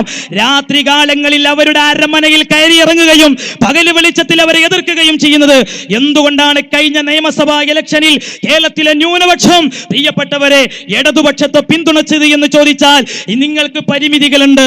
നിങ്ങൾക്ക് സമുദായ സേവനമല്ല ആവശ്യമുള്ളത്, നിങ്ങൾക്ക് കാര്യലാഭങ്ങൾ മാത്രമാണ്. സാമുദായ സേവനം നിങ്ങൾക്ക് ലക്ഷ്യമായിരുന്നെങ്കിൽ 1991 സാക്കിർ നായിക്ക് ബോംബാസ്ഥാനമായി പ്രവർത്തിച്ചു കൊണ്ടിരിക്കുന്ന IRF കേന്ദ്രീകരിച്ച് ദയവ് ചെയ്തുകൊണ്ടിരിക്കുന്ന സാക്കിർ നായിക്കിനെതിരെ ഒരു പ്രശ്നം വന്ന സമയത്ത് പ്രിയപ്പെട്ടവരെ കേരളത്തിലെ മുസ്ലിം ലീഗിന്റെ പാർട്ടി നേതാക്കൾ തെരുവിലേക്ക് ഇറങ്ങി എല്ലാവരും കണ്ടതാണ്. ഞങ്ങളുടെ നേതാവ് UAPയെ ചുമത്തുന്നതിനെ സംബന്ധിച്ച വ്യക്തമായ നിലപാട്. കഴിഞ്ഞ അന്താരാഷ്ട്രം ഒരിക്കലും ഈ വിഷയത്തിൽ സത്യവും അസത്യവും തമ്മിലുള്ള ഒരു പോരാട്ടമാണ്. ബഹുമാനപ്പെട്ട പൊന്മുള ഉസ്താദ് നേരത്തെ പറഞ്ഞതുപോലെ, അതുകൊണ്ട് എന്റെ സഹോദരങ്ങളോട് നിങ്ങളുടെ പ്രാർത്ഥനയുണ്ടായിരിക്കണം. മുസ്ലിമീങ്ങൾ ഏറ്റവും അധികം സങ്കടപ്പെടുന്ന നാളുകളിൽ ഇവിടെ ഏക സിവിൽ കോഡ് നടപ്പിലാക്കാൻ വേണ്ടി വ്യഗ്രത കൊള്ളുന്ന ഒരു സന്ദർഭത്തിൽ പ്രിയപ്പെട്ടവരെ മുസ്ലിം ലീഗിനോട് മാന്യമായി ഞങ്ങൾക്ക് പറയാനുള്ളത്, നിങ്ങൾ മാന്യമായ നിലപാടുകൾ സ്വീകരിക്കുക. ഈ സമുദായത്തിന്റെ രക്ഷക്കാണ് നിങ്ങൾ നിൽക്കേണ്ടത്. ഈ സമുദായത്തിൽ പ്രശ്നങ്ങൾ ഉണ്ടാക്കുകയല്ല വേണ്ടത്. അകന്നു നിന്നിരുന്ന 2 വിഭാഗം മുജാഹിദുകളെ, 18ഓളം വിഷയങ്ങളിൽ തർക്കമുണ്ടായിരുന്ന മുജാഹിദുകളെ ഒരു തർക്കവും തീർക്കാതെ ഒന്നിപ്പിക്കാൻ നിങ്ങൾ കാണിച്ച താല്പര്യം, അതിന്റെ 100% താല്പര്യം എന്തേ ഈ സാമുദായിക പ്രസ്ഥാനം 2 സുന്നികളെ ഒന്നിപ്പിക്കുന്ന കാര്യത്തിൽ ഇല്ലാത്തത്? ഞങ്ങളുടെ നേതാവ് പറഞ്ഞല്ലോ, സുൽത്താനുൽ ഉലമ പറഞ്ഞല്ലോ, ഖലീൽ ബുഖാരി തങ്ങൾ പറഞ്ഞല്ലോ, സംഘടനാ നേതാക്കൾ പറഞ്ഞല്ലോ, സുന്നി ഐക്യം, അതിന് ഞങ്ങൾ തയ്യാറാണ്. ആ ഐക്യമാണ് പള്ളിക്കൽ ബസാറിൽ വേണ്ടത്. അതിന് വഹാബികളെ മാറ്റിവെക്കുക, മൗദൂദികളെ മാറ്റിവെക്കുക. എന്റെ പ്രിയപ്പെട്ട അഹ്ലു സുന്ന വൽ ജമാഅയുടെ വിശ്വാസികളെ, നമ്മൾ ഒറ്റക്കെട്ടായി നിൽക്കണം. ഈ രാജ്യത്ത് ബിദ്അത്ത് വളരാൻ അനുവദിച്ചുകൂടാ. ആശയപരമായിട്ട് അവരുടെ ആശയങ്ങൾ നിങ്ങൾ പഠിച്ചാൽ ഭീകരതയാണ് അവർ ഈ ലോകത്ത് സൃഷ്ടിക്കുന്നത് എന്ന് നമുക്ക് എല്ലാവർക്കും അറിയാം. ലോകത്തെ ആദ്യത്തെ പുത്തൻവാദി പ്രസ്ഥാനമായിട്ടുള്ള പ്രിയപ്പെട്ട സഹോദരങ്ങളെ, ഖവാരിജുകളുടെ പിൻഗാമികളാണ് കേരളത്തിലെ സലഫികളെന്ന് അല്ലാമ സ്വാവിയെ പോലെയുള്ള മഹാത്മാക്കള് വഹാബി പ്രസ്ഥാനം പരിചയപ്പെടുത്തി സൂചിപ്പിച്ചിട്ടുള്ള കാര്യങ്ങളാണ്. അതുകൊണ്ട് സുന്നത്ത് ജമാഅത്തിന് വേണ്ടിയുള്ള ഈ ആദർശ പോരാട്ടത്തിൽ നിങ്ങൾ ഈ കാണിച്ച എല്ലാവിധ ആവേശത്തിനും കൃതജ്ഞതയോടുകൂടെ നിങ്ങൾ ഓർക്കുന്നതോടൊപ്പം ഇൻഷാ അല്ലാഹ് എല്ലാ കാര്യങ്ങളിലും നിങ്ങളുടെ സഹായങ്ങൾ, സഹകരണങ്ങൾ ഉണ്ടായിരിക്കണമെന്ന് ഓർമ്മപ്പെടുത്തിക്കൊണ്ട് നമ്മൾ അവസാനമായി ദുആഓട് കൂടെയാണ് പിരിയുന്നത്. നിൽക്കുന്ന ആളുകളൊക്കെ ഒന്ന് സദസ്സിൻ്റെ മുന്നിലേക്ക് വരിക. ഇൻഷാ അല്ലാ തിരക്കില്ലാത്തവരൊക്കെ നമുക്ക് ദിക്ർ ചൊല്ലിയാണ്ട് ദുആഓടുകൂടെ ശാന്തമായിട്ട് ഈ പരിപാടി നമ്മുടെ പ്രസ്ഥാനം വിളിച്ചു ചേർത്ത പരിപാടിയാണ്. ആരും ഒരു കുഴപ്പവും ഉണ്ടാക്കിയിട്ടില്ല. നമ്മൾ എല്ലാ കാര്യങ്ങളോടും സഹകരിക്കുന്നവരാണ്. അങ്ങോട്ട് പോകുന്നവരൊക്കെ ഒന്ന് ഇങ്ങോട്ട് അടുത്തേക്ക് വരിക. അർഹമുർ റഹീമീനായ റബ്ബ് ബഹുമാനപ്പെട്ട തങ്ങൾ അവറുകൾ നമ്മുടെ കൂടെയുണ്ട്. എല്ലാവരും ഒരു വലിയാപ്പു തങ്ങളുടെ പേരിലുള്ള നഗരിയാണ്. അള്ളാഹു ഇവിടുത്തെ ദറജ വർദ്ധിപ്പിച്ചു കൊടുക്കുമാറാകട്ടെ. എല്ലാവരും നിങ്ങളാൽ കഴിയുന്ന സഹായം ബഹുമാനപ്പെട്ട തങ്ങളുടെ കൈവശം കൊണ്ടുവന്ന് കൊടുക്കുക.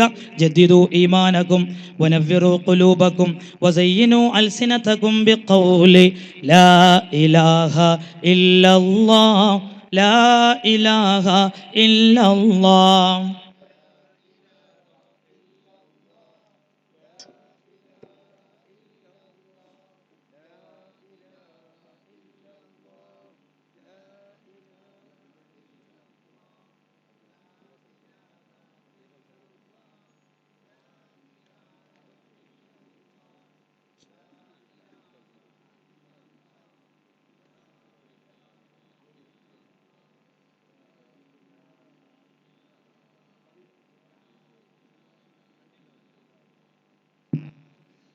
വന്യരായ ഷെയ്ഖുന താജുൽ ഉലമയുടെ ആണ്ടാണെന്ന്.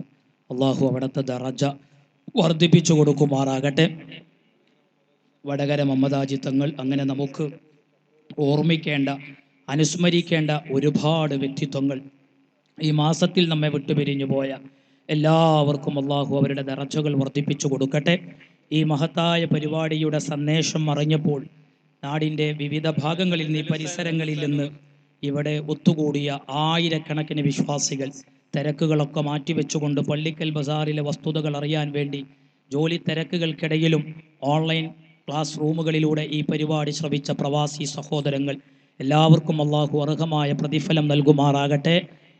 ബഹുമാനപ്പെട്ട ഷെയ്ഖുൽ ഹദീസ് ഉസ്താദ് നെല്ലിക്കുത്ത് ഉസ്താദിൻ്റെ 6ാമത് ഉറൂസ് മുബാറക്ക് ജനുവരി 26, 27 തീയതികളിൽ നെല്ലിക്കുത്ത് നടക്കുന്നു. ജമലുല്ലൈലി ഉറൂസ് അങ്ങനെ നമ്മുടെ ഫെബ്രുവരി 1, 2 തീയതികളിൽ ഇൻഷാ അല്ലാ ദാറുൽ ഖൈർ സമർപ്പണവും പൊതുസമ്മേളനവും കൂനൂൾ മാട്ടിൽ സയ്യിദ് യൂസുഫുൽ ജീലാനി വൈലത്തൂര് 2, 3, 4 ജനുവരി 2, 3, 4. ഇനിയുള്ള കാര്യങ്ങളൊക്കെ ഇൻഷാ അല്ലാ വാട്സപ്പിലൂടെ വരും. ഞാൻ അവസാനിപ്പിക്കുകയാണ്. ദുആഓട് കൂടെയാണ് പിരിയുന്നത്. പ്രാർത്ഥനയ്ക്ക് ശേഷമേ എല്ലാവരും പോകാവൂ. അസ്സലാമു അലൈക്കും.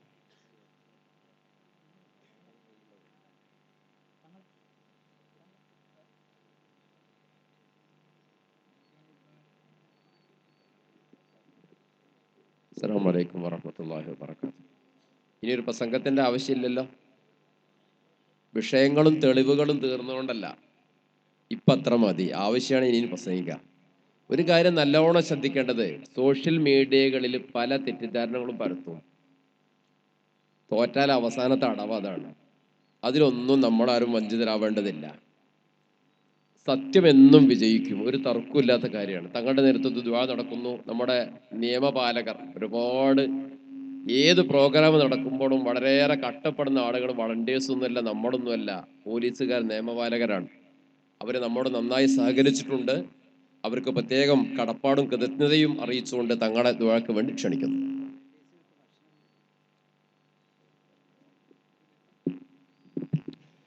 അൽഹംദുലില്ലാഹി റബ്ബിൽ ആലമീൻ. اللهم صل على سيدنا محمد وعلى آل سيدنا مولانا محمد. റഹ്മാനായ രാജാതിരാജനായ അള്ളാഹ്, ഞങ്ങളെ മജ്ലിസിനെ കബൂലാക്കണേ അള്ളാഹ്. റബ്ബെ സുന്നത്ത് ജമാഅത്തിൻ്റെ ഇസ്സത്ത് നീ നിലനിർത്തണേ അള്ളാഹ്. റബ്ബെ സുന്നത്ത് ജമാഅത്തിൻ്റെ പ്രവർത്തനമാക്കി നീ ഹിമ്മത്ത് നൽകണേ തമ്പുരാനെ. എല്ലാവിധ പ്രയാസങ്ങളൊന്നും സലാമത്ത് നൽകണേ തമ്പുരാനെ. ഹക്കായി മനസ്സിലാക്കി ദീനിൻ്റെ ഖാദിമ്യങ്ങളായി ഞങ്ങളെ നിലനിർത്തണേ തമ്പുരാനെ. റബ്ബെ, ഞങ്ങളുടെ ശത്രുവലയം വലുതാണെന്ന് ഞങ്ങൾക്കറിയാം. ഞങ്ങൾ അവരെ തൊട്ട് അശക്തരാണ് റഹ്മാനെ. പക്ഷേ എൻ്റെ മഹാന്മാരെ ഞങ്ങൾ സ്നേഹിക്കുന്നതിൻ്റെ ബർക്കത്ത് കൊണ്ട്, എൻ്റെ ഔലിയാക്കളെ ഞങ്ങൾ സ്നേഹിക്കുന്നതിൻ്റെ ബർക്കത്ത് കൊണ്ട്, അസ്ഹാബുൽ ബദറിനെ ബദറിൽ സഹായിച്ചതുപോലെ പാവപ്പെട്ട സുന്നത്ത് ജമാഅത്തിൻ്റെ നേതാക്കന്മാരെയും പ്രവർത്തകന്മാരെയും നീ സഹായിക്കണേ അള്ളാഹ്. റഹാബി മൗദൂദിയുടെ ഷർറിൽ നിന്ന് സുന്നത്ത് ജമാഅത്തിനെ കാത്തുരക്ഷിക്കണേ തമ്പുരാനെ. റബ്ബെ, ഞങ്ങളുടെ പ്രവർത്തകന്മാർക്ക് ഹിമ്മത്ത് നൽകണേ തമ്പുരാനെ. തമ്പുരാനെ. ശത്രുക്കളുടെ ഇല്ലാതെ ശത്രുത്വം കാവൽ നൽകണേ തമ്പുരാനെ. ഇസ്സത്തോട് ജീവിച്ച് സുന്നത്ത് ജമാഅത്തിന് പ്രവർത്തിച്ച് ഈമാനോടുകൂടി മരിക്കാനുള്ള തൗഫീഖ് സാധുക്കളാ ഞങ്ങൾക്ക് നൽകണേ തമ്പുരാനെ. റബ്ബേ, ഞങ്ങളുടെ എല്ലാമായ നേതൃത്വം സുൽത്താനുൽ ഉലമ ശൈഖുന എ.പി. ഉസ്താദ് ആഫിയത്തുള്ള ദീർഘായുസ്സ് നൽകണേ അല്ലാഹ്. റഈസുൽ ഉലമ സുലൈമാൻ ഉസ്താദിന് ആഫിയത്തുള്ള ദീർഘായുസ്സ് നൽകണേ അല്ലാഹ്. സംഘടന മുഴുവൻ നേതാക്കന്മാർ ബഹുമാനപ്പെട്ട പൊന്മുള ഉസ്താദ്, പേരോട് ഉസ്താദ്, ചിത്താരി ഉസ്താദ് പോലത്തെ സംഘടന മുഴുവൻ നേതാക്കന്മാർക്കും ആഫിയത്തുള്ള ദീർഘായുസ്സ് നൽകണേ തമ്പുരാനെ. റബ്ബേ, സംഘടന മുഴുവൻ പ്രവർത്തകന്മാർക്കും ആഫിയത്തുള്ള ദീർഘായുസ്സ് നൽകണേ അല്ലാഹ്. റബ്ബേ, സംരംഭത്തിന് സഹായിച്ച ഒരുപാട് ആളുകളുണ്ട് റബ്ബേ, അവർക്ക് ഖൈറും ബർക്കത്തും ഏറ്റി കൊടുക്കണേ തമ്പുരാനെ. റാഹത്തും സന്തോഷം സമാധാനം ഇസ്സത്തും ബർക്കത്തും ഹിമ്മത്തും സുന്നത്ത് ജമാഅത്തിന്റെ പ്രവർത്തകന്മാർക്ക് നൽകണേ തമ്പുരാനെ. اللهم اجعل جمعنا هذا جمعا مرحوما وتفرقنا من بعده تفرقا معصوما ولا تجعل فينا ولا منا ولا معنا شقيا ولا محروما ولا مطرودا. اللهم اعزنا واعز اهل السنه والجماعه واذل اهل البدع والكفر والضلاله.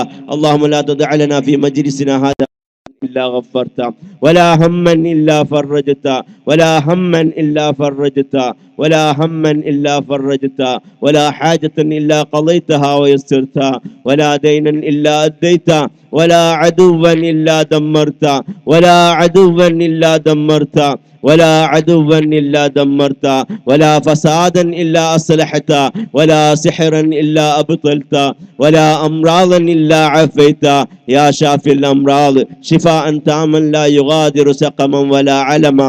اللهم طول أعمارنا أعمار والدنا وذرياتنا وأزواجنا وأخواننا وأخواتنا وأحبائنا في طاعتك وكرمك وعافيتك ورزقك رزقا حلالا طيبا واسعا مباركة يا رزاق يا رحيم يا كريم يا ودود يا الله.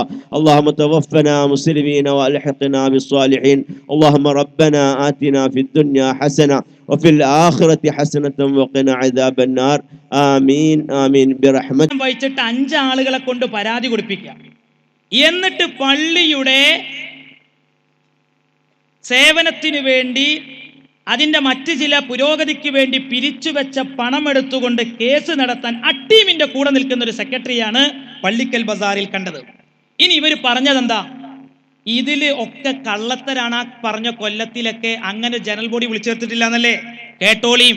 പരാതി കൊടുത്തോരു വരെ ഈ 2007 ജനറൽ ബോഡിയിൽ 63ാമത്തെ നമ്പറായിട്ടാ CK ബഷീർ ഒപ്പുവെച്ചത്. ദാ മിനിറ്റ്സ്. നോണ പറയുമ്പോൾ ഇങ്ങനെ പറയണം. മനസ്സിലായില്ലേ? നിങ്ങളാ നല്ല സത്യത്തിന്റെ ആൾക്കാരില്ലേ ചെങ്ങൈമാരെ? 149ാം നമ്പറാ പെരിഞ്ചേരി മമ്മുണ്ണിയുടേത്. നിങ്ങളതിൽ ഒപ്പുവെച്ചിട്ടില്ലേ? നിങ്ങൾ നോണയല്ലേ പറയുന്നത്? ഇനി തീർന്നില്ല. 156 CK അബ്ബാസ്. ഇത് 2007. 2008 പിടിച്ചോളി 42ാം നമ്പർ C ഹംസ. ഇനി കേട്ടോളി 2009 20ാം number CK Abbas, 39 CK Basheer, 72 C Hamza. ആകെ ജനറൽ ബോഡിയിൽ അയാൾ മാത്രല്ല 2009 വേറൊരു തമാസുണ്ട്. ഈ CK അബ്ബാസ് തന്നെയാണ് 137ാം നമ്പറിൽ ഒപ്പിട്ടത്. ബുക്ക് കറങ്ങി വന്നപ്പോഴേ മൂപ്പര് പിന്നെ ഒപ്പിട്ടിക്കണേ. എന്നിട്ട് ആ വഖഫ് ബോർഡിൽ പരാതി കൊടുത്ത് ഞങ്ങളൊന്നും അറിയണില്ല. ഇതൊക്കെ എന്തിനാ ഇരിക്കണേ? ഇതാ ഞാൻ വെറുതല്ല മീനുടിസണ്ട് ഹാജരാക്കി തരാം. നിഷേധിക്കാൻ കഴിയോ? നിങ്ങളെ സമസ്തന്റെ എല്ലാ മൂല്യന്മാരും കൂടി പോന്നോളി. ഇതിന് ഞങ്ങൾ സമസ്തന്റെ ഓഫീസും ഉസ്താമാരൊന്നും വരണ്ട. അത് ഞങ്ങൾ ഇതിന്റെ വസ്തുത വിശദീകരിച്ചോളാം. മനസ്സിലായില്ലേ? ഇവിടെ എന്ത് നടന്നു എന്നുള്ളത് വിശദീകരിക്കുക. തട്ടിപ്പാണ് ചെയ്ത സുഹൃത്തുക്കളെ, തട്ടിപ്പ്. ഇനി തീർന്നില്ല. 2010 നോക്കിക്കോളി. 29 CK അബ്ബാസ് ഒപ്പിട്ടത്, 229 CK ബഷീർ ഒപ്പിട്ടത്, 258 C ഹംസ ഒപ്പിട്ടത്, 2011 191 നമ്പർ CK അബ്ബാസ്, 2013 195 നമ്പറിൽ CK അബ്ബാസ്. അപ്പൊ ചുരുക്കി പറയുകയാണെങ്കിൽ ഇനി മാത്രമല്ല 2013 15ാം നമ്പറിൽ മഹല്ല് കമ്മിറ്റിയിൽ CK അബ്ബാസ് വന്നു. കണ്ടോ? അന്ന് അയാൾ ഒരു കൊല്ലം മഹല്ല് കമ്മിറ്റിയിൽ ഉണ്ടായിരുന്നു.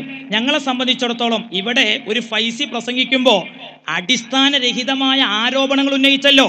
ഈ പള്ളിക്കൽ ബസാറിൽ തന്നെ അത്തരം ചർച്ചകൾ ആരംഭിച്ചാൽ ഞങ്ങൾക്ക് ഒരു വ്യക്തമായൊരു നേതൃത്വം ഉണ്ടായതുകൊണ്ട് മാത്രമാണ്.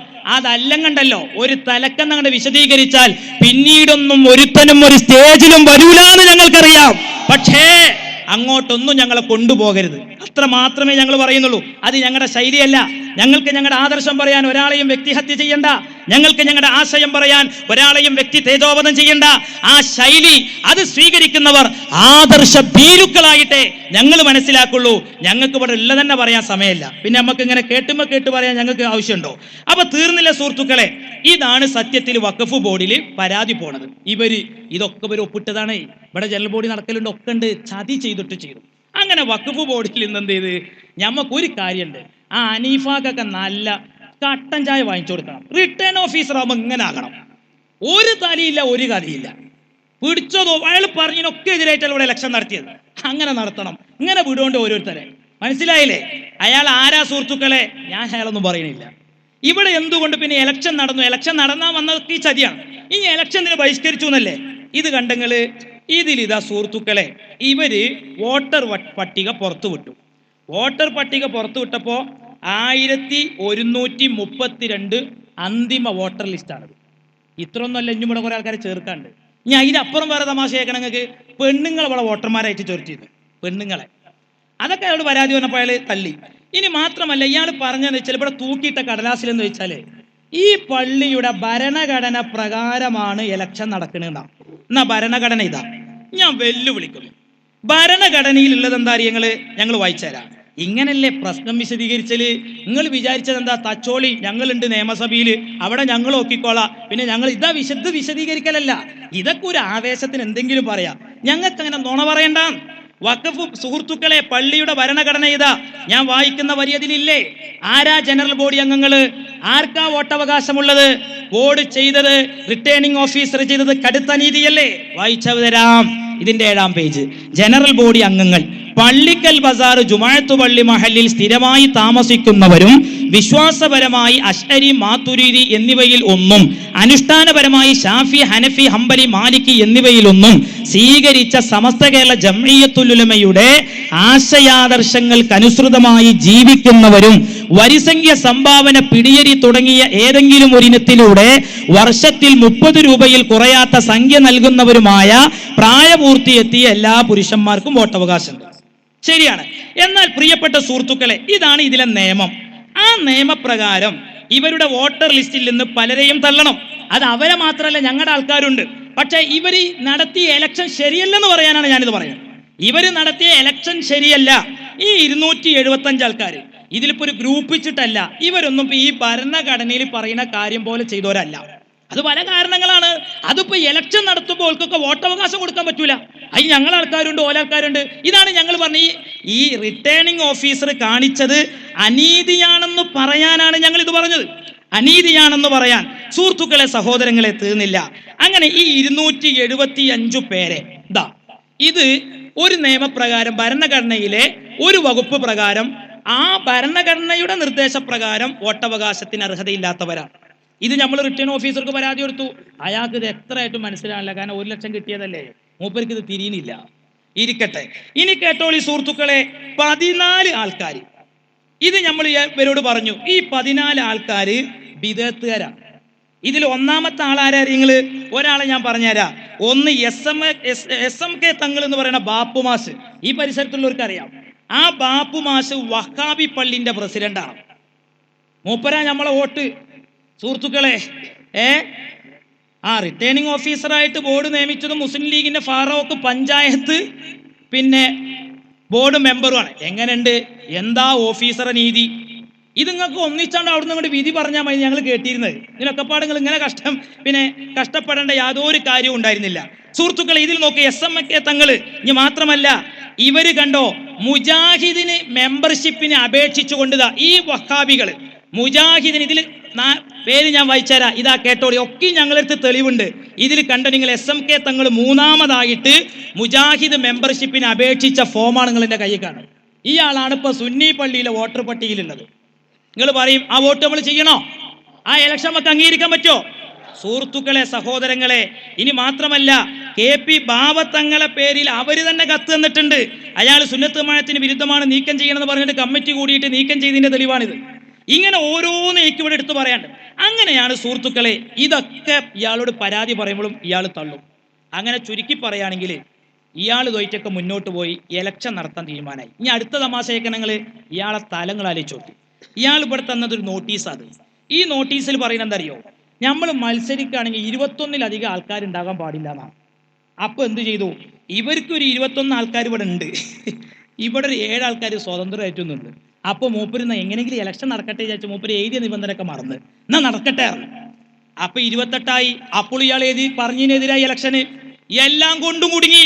ഇനി മാത്രമല്ല, ഇവർക്ക് നോക്കി നിങ്ങൾ സുഹൃത്തുക്കളെ, ബ്ലാങ്കിലല്ല കണ്ടെങ്കില് ഇതാ ഇവര് പ്രസിഡന്റ് 4/6/2015 അത് ഇവിടെ ഇലക്ഷൻ നടക്കുന്നത് 14-നാ. അന്ന് തന്നെ കമ്മുക്കുട്ടി ചാരുപ്പടിക്കൽ പ്രസിഡന്റ് ആയിട്ടാണ് ഇത് കൊടുത്തത്. എന്നാ അതേ സമയത്ത് ഞമ്മക്ക് തന്നതിലോ ഞമ്മക്ക് ബ്ലാങ്ക്. എന്ത് അനീതിയാ ബോർഡ് കാണിച്ചത്? എന്നാൽ ഇതിലും നല്ലത് നിങ്ങൾ ഈ ഇലക്ഷൻ നടത്തണ്ടായിരുന്നു. ഞങ്ങൾ ഇക്കൊല്ലം തീരുമാനിച്ചിരിക്കുന്നത് ഇത് ഇവർക്ക് കൊടുക്കാൻ, നിങ്ങൾ അങ്ങോട്ട് കയറിയാൽ മതിയായിരുന്നു. പക്ഷെ നിങ്ങൾ ഈ നാടകം കളിച്ച് ഇലക്ഷനിൽ ഭൂരിപക്ഷം കിട്ടിയെന്നല്ലേ. ഇനി അടുത്ത തമാശ കേൾക്കണം. ഇതിൽ നോക്കി നിങ്ങൾ, ഇതില് പിന്നെ ചാരും പടിക്കൽ കമ്മുക്കുട്ടി അയാൾ സ്ഥാനാർത്ഥിയാ. അയാൾ ആരാ പിന്താങ്ങണ അറിയങ്ങള്? കളത്തിങ്കൽ ലിയാക്കത്തരി. ഇതിലുള്ള നിർദ്ദേശം തരിയങ്ങള് കേട്ടോളിയും. നിർദ്ദേശകൻ അദ്ദേഹം നിർദ്ദേശിക്കുന്ന പാനലിൽ സ്ഥാനാർത്ഥിയാകാൻ പാടില്ല എന്നാ. ലിയാക്കത്തലി ഏതൊരു പാനലിലാണോ മത്സരിക്കുന്നത് അതേ പാനലിലെ സ്ഥാനാർത്ഥിയാണ് ആര്? ചാരുപ്പടിക്കൽ കമ്മുക്കുട്ടി. ഈ ഇലക്ഷൻ ഞങ്ങൾക്ക് കാണേണ്ട ഒരു ആവശ്യവുമില്ല. ആ ഇലക്ഷനുമായിട്ട് സുന്നികളെ വരട്ടാൻ വരരുത്. എന്ത് ഇലക്ഷൻ അത്? ഇയാൾ എവിടുന്നാ കയറിയത്? ഇയാൾ തന്നെയല്ലേ ഇതിൽ നിർദ്ദേശമാണ്. ഈ നിർദ്ദേശത്തിനെതിരല്ലേ ഈ ലിയാക്കത്തിൽ ഇയാളെ പിന്താങ്ങിയത്? ഇങ്ങനെ ചുരുക്കി പറയുകയാണെങ്കിൽ സുഹൃത്തുക്കളെ, ഇത് പറയാൻ കുറേയുണ്ട്. ഇൻഷാ അല്ലാഹ് നമ്മളെല്ലാം പറയും. ഇനി ഒന്നും പറഞ്ഞ് നിങ്ങൾക്ക് ഓൺലൈനിലെങ്കിലും ഇൻഷാ അല്ലാഹ് അത് ഓരോന്ന് പറഞ്ഞുകൊണ്ടിരിക്കും. തെളിവുകളുടെ ഇത് കൃത്യമായി പഠിച്ചതിൻ്റെ ശേഷം മാത്രമാണ്. ഇനി ഇതിരിക്കട്ടെ, അങ്ങനെയുള്ള വിഷയങ്ങളൊക്കെ കഴിഞ്ഞ് ഇവിടെ ഒരു ഇലക്ഷൻ നടന്നു. അങ്ങനെ ആ ഇലക്ഷൻ്റെ റിസൾട്ട് തന്നെ നിങ്ങൾ ആലോചിച്ച് നോക്കി. മാത്രമല്ല, ഇത് എത്രത്തോളം എന്നറിയോ? ഇവർ ഈ കേസ് ആയിട്ട് ഈ ബോർഡിൽ ഈ കാര്യങ്ങൾ കളിക്കുമ്പോൾ ഓല വക്കീലും മായും വക്കീലും നമ്പൂതിരി വക്കീലുമാണ്. അപ്പം നമ്മളെ വക്കീല് മായും വക്കീലിനോട് ഇങ്ങനെ ഈ വിഷയങ്ങൾ പറഞ്ഞപ്പോൾ മായും വക്കീലൊക്കെ ഇവർ പറയാത്തറേ, ഞങ്ങൾ ഇതൊക്കെ റെഡിയാക്കിയിട്ട് 3 മാസം കഴിഞ്ഞിട്ടാണ്. ആരാ ജയിച്ചത്? ചിലപ്പോൾ മായും വക്കീൽ നിഷേധിച്ചു എന്ന് വരും, പക്ഷെ നമ്പൂതിരി നിശ്ചയിക്കൂല കേട്ടോ. അയാൾ പറയായിരിക്കും. സുഹൃത്തുക്കളെ, സഹോദരങ്ങളെ, ഈ നിലക്കാണ് ഇവിടെ ഇലക്ഷൻ നടന്നിട്ടുള്ളത്. ഇനി മാത്രമല്ല, ഇതൊക്കെ നമ്മൾ റിട്ടേണിംഗ് ഓഫീസർക്ക് പരാതി കൊടുത്തിട്ടുണ്ട്. പക്ഷെ അയാളതൊക്കെ തള്ളി. അയാൾക്കിതൊന്നും വിശ്വാസം വന്നില്ല, സ്വീകരിക്കണമില്ല. അങ്ങനെ വന്ന സമയത്താണ് നമ്മൾ എന്ത് ചെയ്യണത്? ഈ ഇലക്ഷൻ നടക്കുന്ന ബൂത്തിൻ്റെ പരിസരത്തേക്ക് മാർച്ച് നടത്തിയത്. അതാണ് ആ മാർച്ച് നടത്താൻ കാരണം. ആ ഇലക്ഷൻ എന്തല്ല, നീതിപരമായിട്ടല്ല നടന്നത്. ഇനി 1132 വോട്ടർമാർ. ഇവിടെ ആകെ പോള് നടന്നത് 502 വോട്ടാണ്. തെറ്റിയങ്ങൾക്ക് അപ്പം തന്നെ പറയട്ടോ, നാളെ അത് കുലുമാലുണ്ടാക്കേണ്ട വെച്ചിട്ടാ. പിന്നെ സ്വതന്ത്ര സ്ഥാനാർത്ഥികൾക്ക് 18 കിട്ടി. ഇനി എല്ലാം കൂടി കണക്കൂട്ടി വായിക്കുകയാണെങ്കിൽ സുഹൃത്തുക്കളെ, സഹോദരങ്ങളെ, ഈ വഹാബികളുടെ വോട്ട് 275 വോട്ട് ഒഴിവാക്കിയാൽ 196 വോട്ട് എന്ത് ചെയ്തിട്ടുള്ളൂ? ആകെ അവിടെ പോൾ ചെയ്തിട്ടുള്ളൂ. മനസ്സിലായ നിങ്ങൾ? ഒപ്പിടാൻ എന്തെന്നല്ലേ? ഇതിൽ ഒപ്പിട്ട പ്രശ്നം തീർന്നില്ലേ എന്നല്ലേ അനൗൺസർ പറഞ്ഞത്? ഞാൻ വായിച്ചു തരാം. ഇത് പള്ളിക്കമ്മറ്റിന്റെ തീരുമാന. മൊല്ലാക്കന്റെ രാജി സ്വീകരിക്കാൻ തീരുമാനിച്ചു. എന്നാൽ ഇതിൽ എഴുതി നോക്ക് നിങ്ങൾ. നിലവിനെ ഇതിൽ എഴുതുകയാണ്, ഇന്ന് അഥവാ 29/1/2014 തീയതി നിലവിലുള്ള മൊല്ലയെ പിരിച്ചുവിടുകയും, പിരിച്ചുവിടാൻ അവിടെ തീരുമാനിച്ചിട്ടില്ല. മൊല്ലാക്ക രാജിക്കത്ത് കൊടുക്കുക ചെയ്ത്, രാജിക്കത്ത് സ്വീകരിക്കുക ചെയ്തത്. കണ്ടോ, കമ്മിറ്റിയുടെ തീരുമാനമാണ് ഇടത് കയ്യിൽ കാണുന്നത്. അതേ സമയത്ത് SI എഴുതി കൊടുത്ത ഏകപക്ഷീയമായ തീരുമാനമാണ് വലത് കയ്യിൽ കാണുന്നത്. സുഹൃത്തുക്കളെ, ഇതിൽ നമുക്ക് ഒപ്പിടാൻ പറ്റുമോ? ഇത് അനീതിയാണോ? എന്നിട്ട് പറയാ പ്രശ്നം ഉണ്ടാക്കിയതാരാ? പാരമ്പര്യമായിട്ട് 5-8 കൊല്ലം വായിച്ചു വരുന്നൊരു കത്ത്.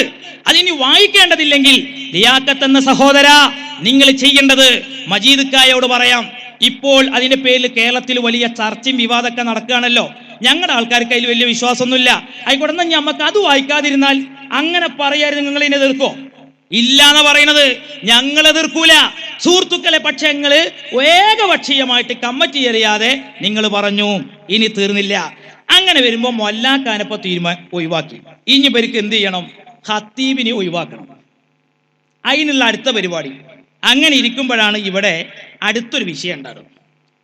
അതെന്താ? ഒരു മരണം ഉണ്ടായി. എൻ്റെ ഇടയ്ക്ക് വേറെ ചിലതൊക്കെ ഉണ്ടായിട്ടുണ്ട്. പ്രധാനപ്പെട്ട അതിവിടെ പരാമർശിച്ചത് മാത്രം അതിൻ്റെ വസ്തുത പറയാൻ വേണ്ടിയാണ്. ഒരു മരണം. ഓലും ഇവിടെ ഈ മഹലിൽ പുതിയ താമസക്കാരാണ്. അപ്പോൾ ഈ മരണം ഇവിടെ നടന്നപ്പോൾ ഈ കബറ് കുഴിക്കൽ അങ്ങനെയുള്ള അതുമായി ബന്ധപ്പെട്ട ചില ചെലവുകളൊക്കെ ഉണ്ടാകുമല്ലോ. സ്വാഭാവികമായും ഈ മജീദ് കാക്ക് ഈ മരിച്ച വ്യക്തിയുടെ അളിയൻ ഒരു കൊണ്ടോട്ടിയിലല്ലുള്ളത്, അവര് വിളിച്ചിട്ട് പറഞ്ഞു, നിങ്ങളെ ഞങ്ങൾ ഏൽപ്പിച്ചു കാര്യങ്ങളൊക്കെ ചെയ്യണമെന്ന്. മജീദൊക്കെ പറഞ്ഞിട്ടുണ്ട്, ഇവിടുത്തെ അവസ്ഥ എങ്ങനെയാണ്, നിങ്ങൾ ഇഷ്ടം പോലെ ചെയ്യാന്ന് പറഞ്ഞപ്പോൾ നിങ്ങളെ ഏൽപ്പിച്ചു എന്ന് പറഞ്ഞു. അയാൾ ഈ മഹല്ലത്തിലില്ല.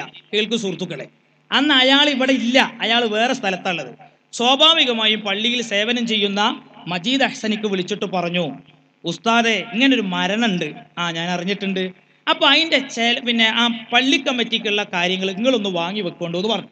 മാത്രമല്ല ഈ വിവരം പോലെ ആദ്യം ചെന്ന് മജീദ് അഹ്സന്റെ അടുത്ത് ചെന്ന് പറഞ്ഞിട്ടുണ്ട്. മജീദ് അഹ്സന്റെ അടുത്ത് ചെന്ന് പറഞ്ഞപ്പോൾ ആയിക്കോട്ടെ എന്ന് അവർ സമ്മതിച്ചതാണ്. പക്ഷേ അതിന് ശേഷമാണ് ഇവരൊരു കുത്തിത്തിരിപ്പുണ്ടാക്കിയത്. അതൊന്നും ഓല കൈ കൊടുക്കണ്ടെന്ന് പറഞ്ഞു. അങ്ങനെ മജീദ് അഹ്സന് ഖത്തീബായ ആ പണ്ഡിതനെ ഉള്ള ഒരു ചെറിയ ഒരു ഹദിയ കൊടുക്കാൻ വേണ്ടി പോയപ്പോൾ അയാൾ പറഞ്ഞു, എല്ലാതും ഇല്ലെങ്കിൽ എനിക്ക് വേണ്ട, നിങ്ങൾ എന്നോട് ഇങ്ങനെയല്ലല്ലോ പറഞ്ഞത്, എല്ലാം കൂടി എൻ്റെ കൈ കൊണ്ടെത്തരാന്നല്ല പറഞ്ഞു. ഞാൻ അവരോട് ഏറ്റെടുത്തതും അല്ലേ, ഇതാണ് സത്യത്തിൽ ഖത്തീബ് ചെയ്തത്, അതൊരു തെറ്റാണോ? അപ്പൊ എന്ത് പറഞ്ഞു, ഇതിന്റെ പേരിൽ കണ്ടോ ഖത്തീബ് പ്രശ്നം ഉണ്ടാക്കി. മാന്യ അനൗൺസർ പറയാ, ഈ പ്രശ്നം മുഴുവൻ ഉണ്ടാക്കിയത് ആരെങ്കിലും അയാളാ. അത് ആദ്യം മനസ്സിലാക്കണ്ടേ. അയാൾ കാസർഗോഡ് സമ്മേളനത്തില് ഒരാൾക്കൂട്ടം കണ്ടപ്പോ പറഞ്ഞു, ഇന്ന് തന്നെ മഹല്ലത്ത് ചെന്നിട്ട് ഏപ്പിക്കാരൊക്കെ പടിയടച്ച് പിണ്ടം വെക്കണം എന്ന് പറഞ്ഞു. എന്താ അയാൾക്ക് സ്ത്രീധനം കിട്ടിയതാ കേരളം എന്ന് പറയുന്നത്? എന്താ തമാശ? അത് മുതലല്ലേ ഈ പ്രശ്നം വന്നത്? എന്നിട്ട് അയാളാണ് ഇവിടെ ഇപ്പൊ നീതി പറയാൻ വേണ്ടി വന്നിരിക്കുന്നത്. സുഹൃത്തുക്കളെ, സഹോദരങ്ങളെ, ഇതൊക്കെ ശരിക്ക് ജനങ്ങൾ മനസ്സിലാക്കണം. ചുരുക്കി പറയുകയാണെങ്കിൽ, മാത്രമല്ല അന്ന് ആ ഹാജിയാരുടെ വീട്ടിൽ മീറ്റിംഗ് നടന്നപ്പോ സത്യത്തിൽ അങ്ങനെ ഒരു ചർച്ച മസലത്ത് നടക്കുകയാണല്ലോ. പക്ഷെ എന്നാലും മജീദ് ഒരു കാര്യം ചോദിച്ചു. അവിടെ തന്നെയല്ലേ ചോദിച്ചത്? എന്താ ചോദിച്ചത്? നിങ്ങൾ ഇങ്ങനെ ഒരു നീക്കം ഇതിനെതിരെ നടത്താൻ ഫോൺ വിളിച്ചിട്ട് വായിക്കണ്ടെന്ന് പറയാൻ നിങ്ങൾ ആരാണ് പ്രചോദിപ്പിച്ചത് എന്ന് ചോദിച്ചു. അപ്പം അയാൾ എടുത്ത വഴിക്ക് പറഞ്ഞെന്തറിയോ, ഞാൻ അതിന് സാക്ഷിയായ ആ പള്ളിയിൽ സേവനം ചെയ്ത ഖത്തീബിന് ടെലിഫോണിൽ വിളിച്ചിട്ട് ഉറപ്പ് വരുത്തിയിട്ടാണ് പറയണത്. അയാളിന് സാക്ഷിയാണ്, ഇവർ മാത്രമല്ല. അപ്പോൾ ഈ ലിയാക്കത്ത് പറഞ്ഞത് എന്താ അറിയങ്ങള്, ഞാൻ ഇബിലീസിന്റെ കെണിയിൽ പെട്ടു. ഓലാളാണ് പറയുന്നത് ഇബിലീസിന്റെ കെണിയിൽ പെട്ടു എന്ന് പറഞ്ഞാൽ ഓല ചതിയിൽ ഞാൻ പെട്ടതാണ്, ഞാൻ പ്രശ്നം തീരാം. അതിനുശേഷം അവിടെ മീറ്റിംഗ് നടന്നു, ഇവിടെ ഒരു പ്രശ്നമില്ല. അങ്ങനെ ശേഷം സുഹൃത്തുക്കളെ, സഹോദരങ്ങളെ, പിന്നെ ഒരു പ്രശ്നം എന്താണെന്ന് ചോദിച്ചാൽ, ഈ കരാറിന് ശേഷം ഇവിടെ യോഗം നടന്നത് ഞാൻ വായിച്ചു. അങ്ങനെ മൊല്ലാക്കാനെ മാറ്റി. ഇങ്ങനെയൊക്കെ നിൽക്കുന്ന സമയത്ത് നിന്നുണ്ട് വഖഫ് ബോർഡിൽ നിന്ന് എലക്ഷൻ നടത്താൻ വേണ്ടിയിട്ടൊരു കത്ത്. നിങ്ങളൊന്നും ആലോചിച്ച് നോക്കി. എന്നിട്ട് ഇവിടെ അനൗൺസർ പറഞ്ഞെന്തറിയോ, ഈ കരാറിൽ ഒപ്പിടാത്തോണ്ടാണ് ഇവിടെ എലക്ഷൻ നടക്കേണ്ടി വന്നത്.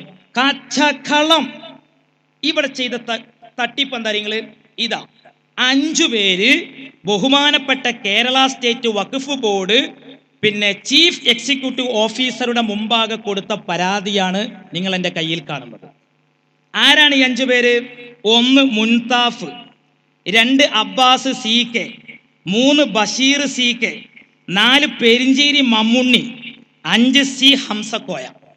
എന്താണ് ഈ 5 വ്യക്തികൾ വഖഫ് ബോർഡിൽ പറഞ്ഞ പരാതി? ഈ പ്രശ്നമൊക്കെ കഴിഞ്ഞിട്ടും ഇവിടെ കമ്മിറ്റി നല്ല നിലക്ക് തുടർന്നു പോകുക, ഇവിടെ ഒരു പ്രശ്നമില്ല. അപ്പണ്ട് 5 ആൾക്കാർ വഖഫ് ബോർഡിക്ക് ഒരു പരാതി.